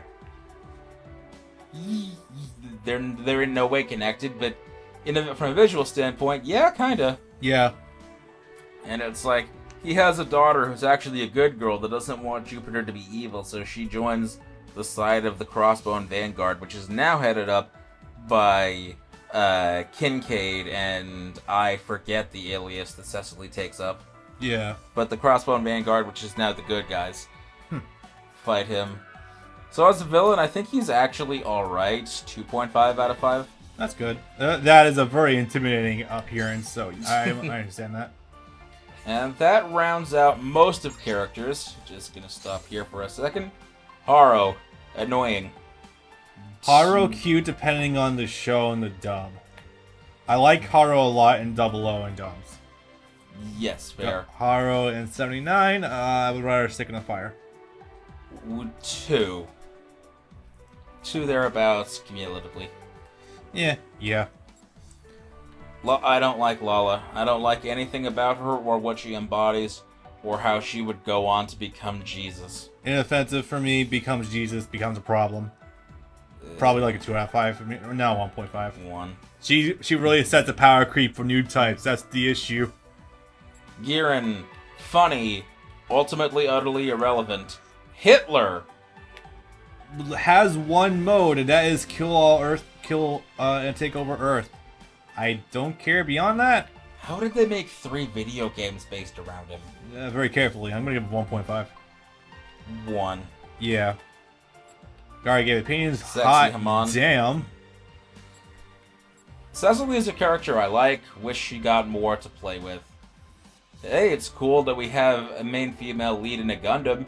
She's one of less than 10 over the whole 40 years in terms of animation. Yep.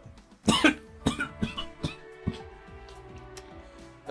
out of 5. I can see myself going up to maybe a 4, but yeah, 3.5.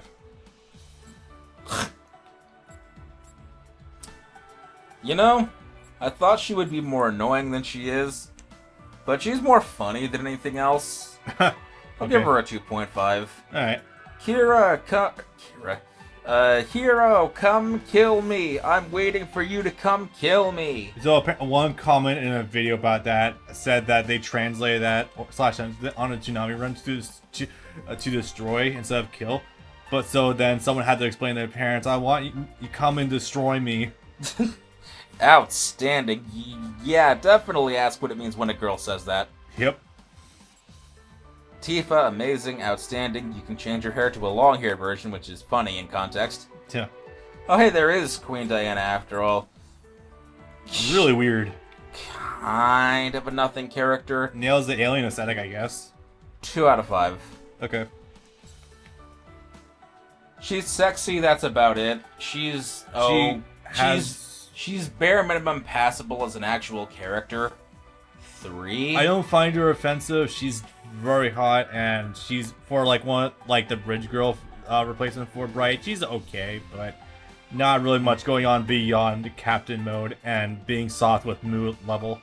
I'll give it 2.5. Yeah, boring. I don't care out of 10. I don't care out of 5. Her boyfriend died out of 5, and so ended up dating one of the... And a fucking Dirka. Yeah, that happened. Neat. Nigel, eat your heart out. I give it 4 out of 5. Because he really likes her. She is unfortunately one of the better parts of season 1. I'll give her this. They had an Act 1 and like part of an Act 2 for her, but then they stopped. I'll give her this. She actually makes the plot move sometimes. Yeah. Actually, no. She's one of the only things that makes the plot move when they're in space. When they're on Earth, she drags the plot to a standstill. Absolutely. Ye too. And then all sense of Kira's character is thrown out the door when Lacus comes around. Oh, also, something cuckoldry. Yes. Pretty much.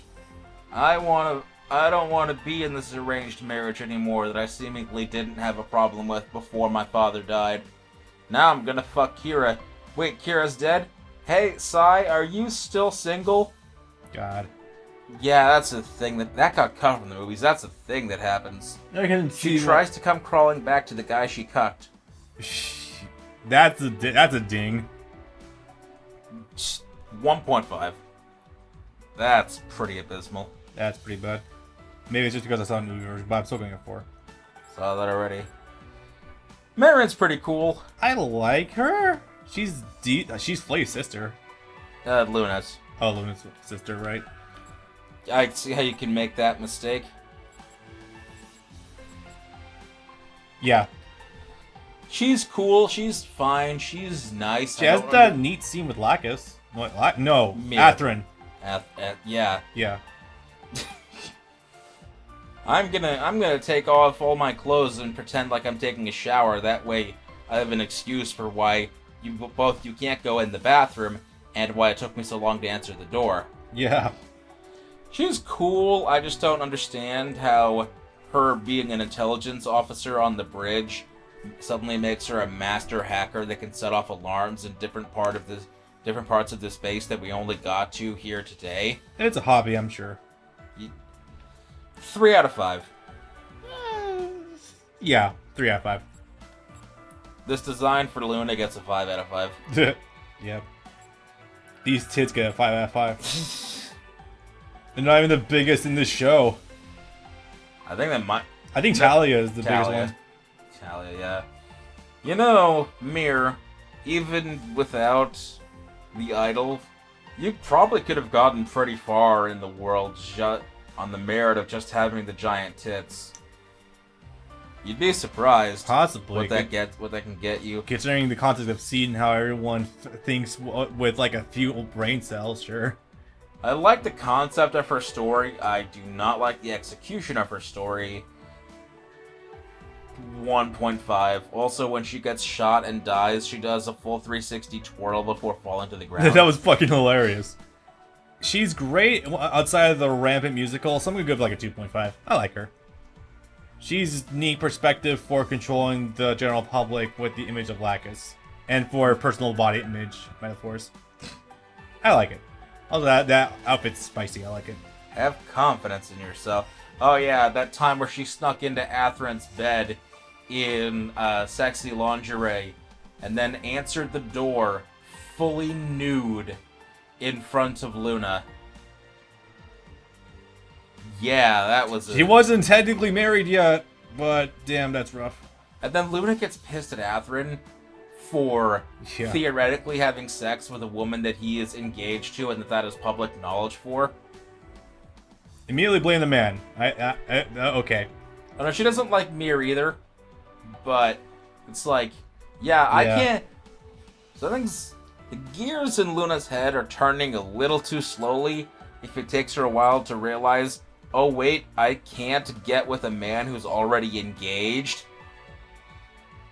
Wait, is she also trying to get in Athrun's pants? I missed that. Yes, early on, she's one of the members of Athrun's harem. Oh. Okay. Are they all here? Yeah. Both sisters, Mir and Kagari, I guess. Okay.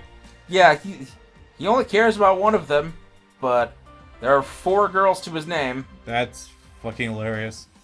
Anyway, 5 out of 5. Outstanding. Mommy. Season 1 best design. Best tactician. Yes. Best writing. Absolutely best writing. Alcoholism actually explored comfortably, and one of the decent... Made an actual character trait for a reason. Holy shit, the actual first... Outside of, like, Tifa and X, like, the best written female to date by Sunrise. Holy shit. Yes. Yeah. Within that time frame, yes, absolutely. Yeah. 2 out of 5. She's boring and annoying, but I don't hate her. Season 1, 2.5. Season 2, 2. Movie 1 out of 5. Yeah, it's fair. She gets worse the shorter her hair gets. But Setsuna, who will take care of this potted plant? Oh my god. No, Setsuna's just the plan B when Neil died and Lyle wasn't an option. You'd be like, hey, you're still here, right? Oh my god. Okay. I thought you would have tried to fuck Tieria, but Tieria was already being pinged by the other one. Milena. Yeah. That's convenient. 3 out of 5. She's a little annoying, but she's fun. Yeah. She's inoffensive. Are you 2 lovers? No. Are you 2 lovers? A broken clock is right 1.5 times a day. Yeah. Also, Mr. Air Day, I love you. Excuse me? She fell in love with the VTuber. Don't say that. I hate VTubers. Alright, give opinion. Same one. Best dad. Best dad. Best dad. Voice- 5 out of 5. Voiced in English by Zod. And 4 Kids Crocodile. Yep. 5 out of 5. He's amazing. He suffers, and he comes out the other end well-adjusted. Easy 4.5 out of 5 for me, yeah. He loses 2 daughters. Oh god, you're right. Fuck you, Riddy. He's great. 4.5. It depends on the era. This portrait is from Unicorn, where he is actually a 5 out of 5 now. Yeah. It took him a long time to grow, but he came out he started that tunnel as a 2 out of 5. He came out that tunnel a 5 out of 5. Cumulatively, he's a 5. He starts as like a 1.5. Yeah. Right slap, notwithstanding. Zeta 2, double Zeta 4, Unicorn 5. Yeah. It takes a while, but he develops into an amazing character, and Yep. God, does that take a while, but it was worth the journey. Absolutely. 1. 2? The first thing we ever see this dumb bitch do is somehow find a way to throw herself out of the colony airlock. That was an accident. She had no idea what she was about to stumble into. I don't care. It's still kind of funny, though. She was, well, I mean, anything to avoid Xeon, I guess. Also completely useless, just gets hot potatoed from ship to ship for the first 4 straight episodes. Has no real sense of agency about her until the end. At all. Ugh. I don't care. Fucking miserable. She's better as a 7-year-old, funny enough. I don't give a shit. Yeah.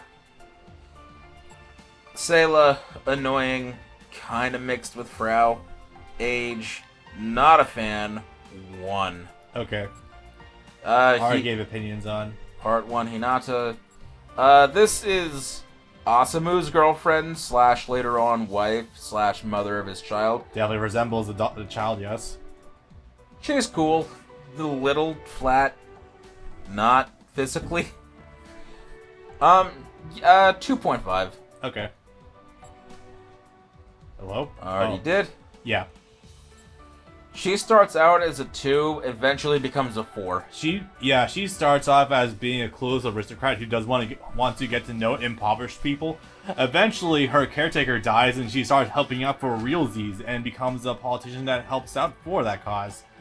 That takes a while, though. That takes a little bit, but easy 4 or 4.5 maybe. I also like her hair better in the 2nd season when it's not this. I like the poofiness, it's cute, but the season 2 is better overall, yeah. Atra is, to me at least, the best Gundam girl of all.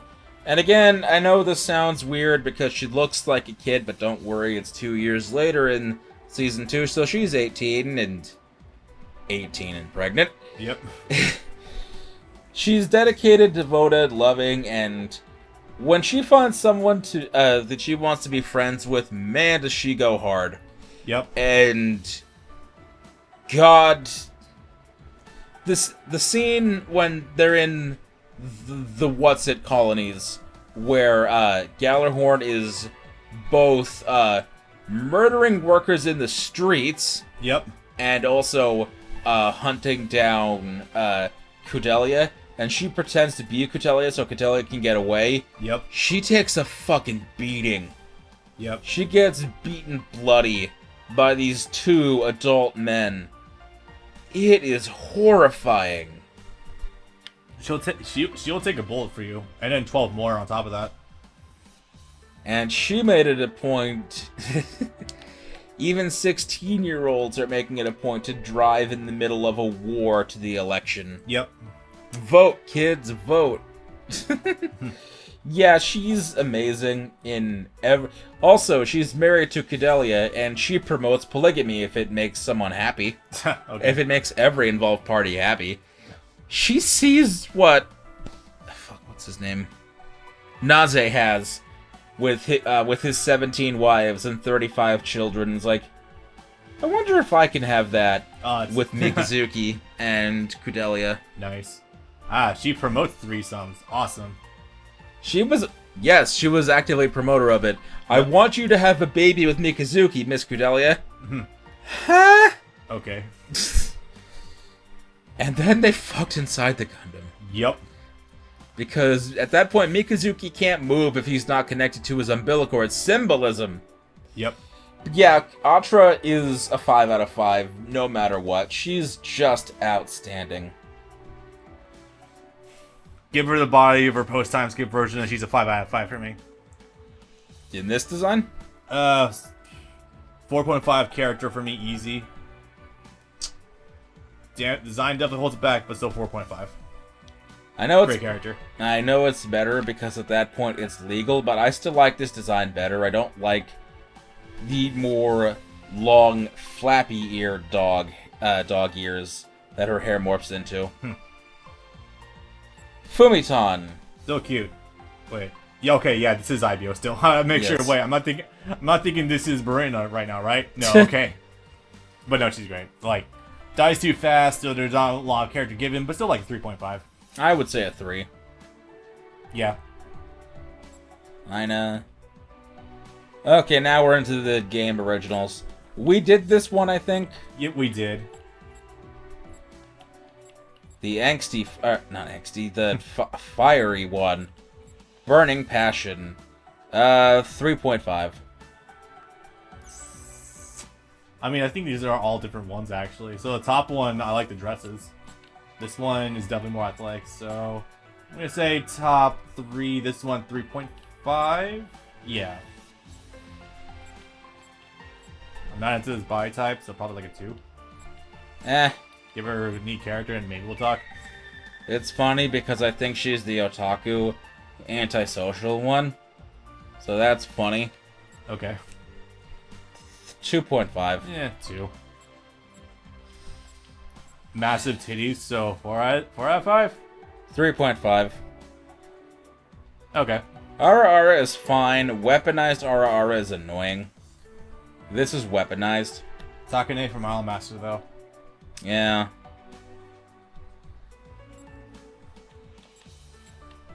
Any of the costumes that aren't that one, cute kid. Yeah. 3 out of 5. Yeah, 2.5. Not bad. Cute. Oh, hey, we're at the bottom.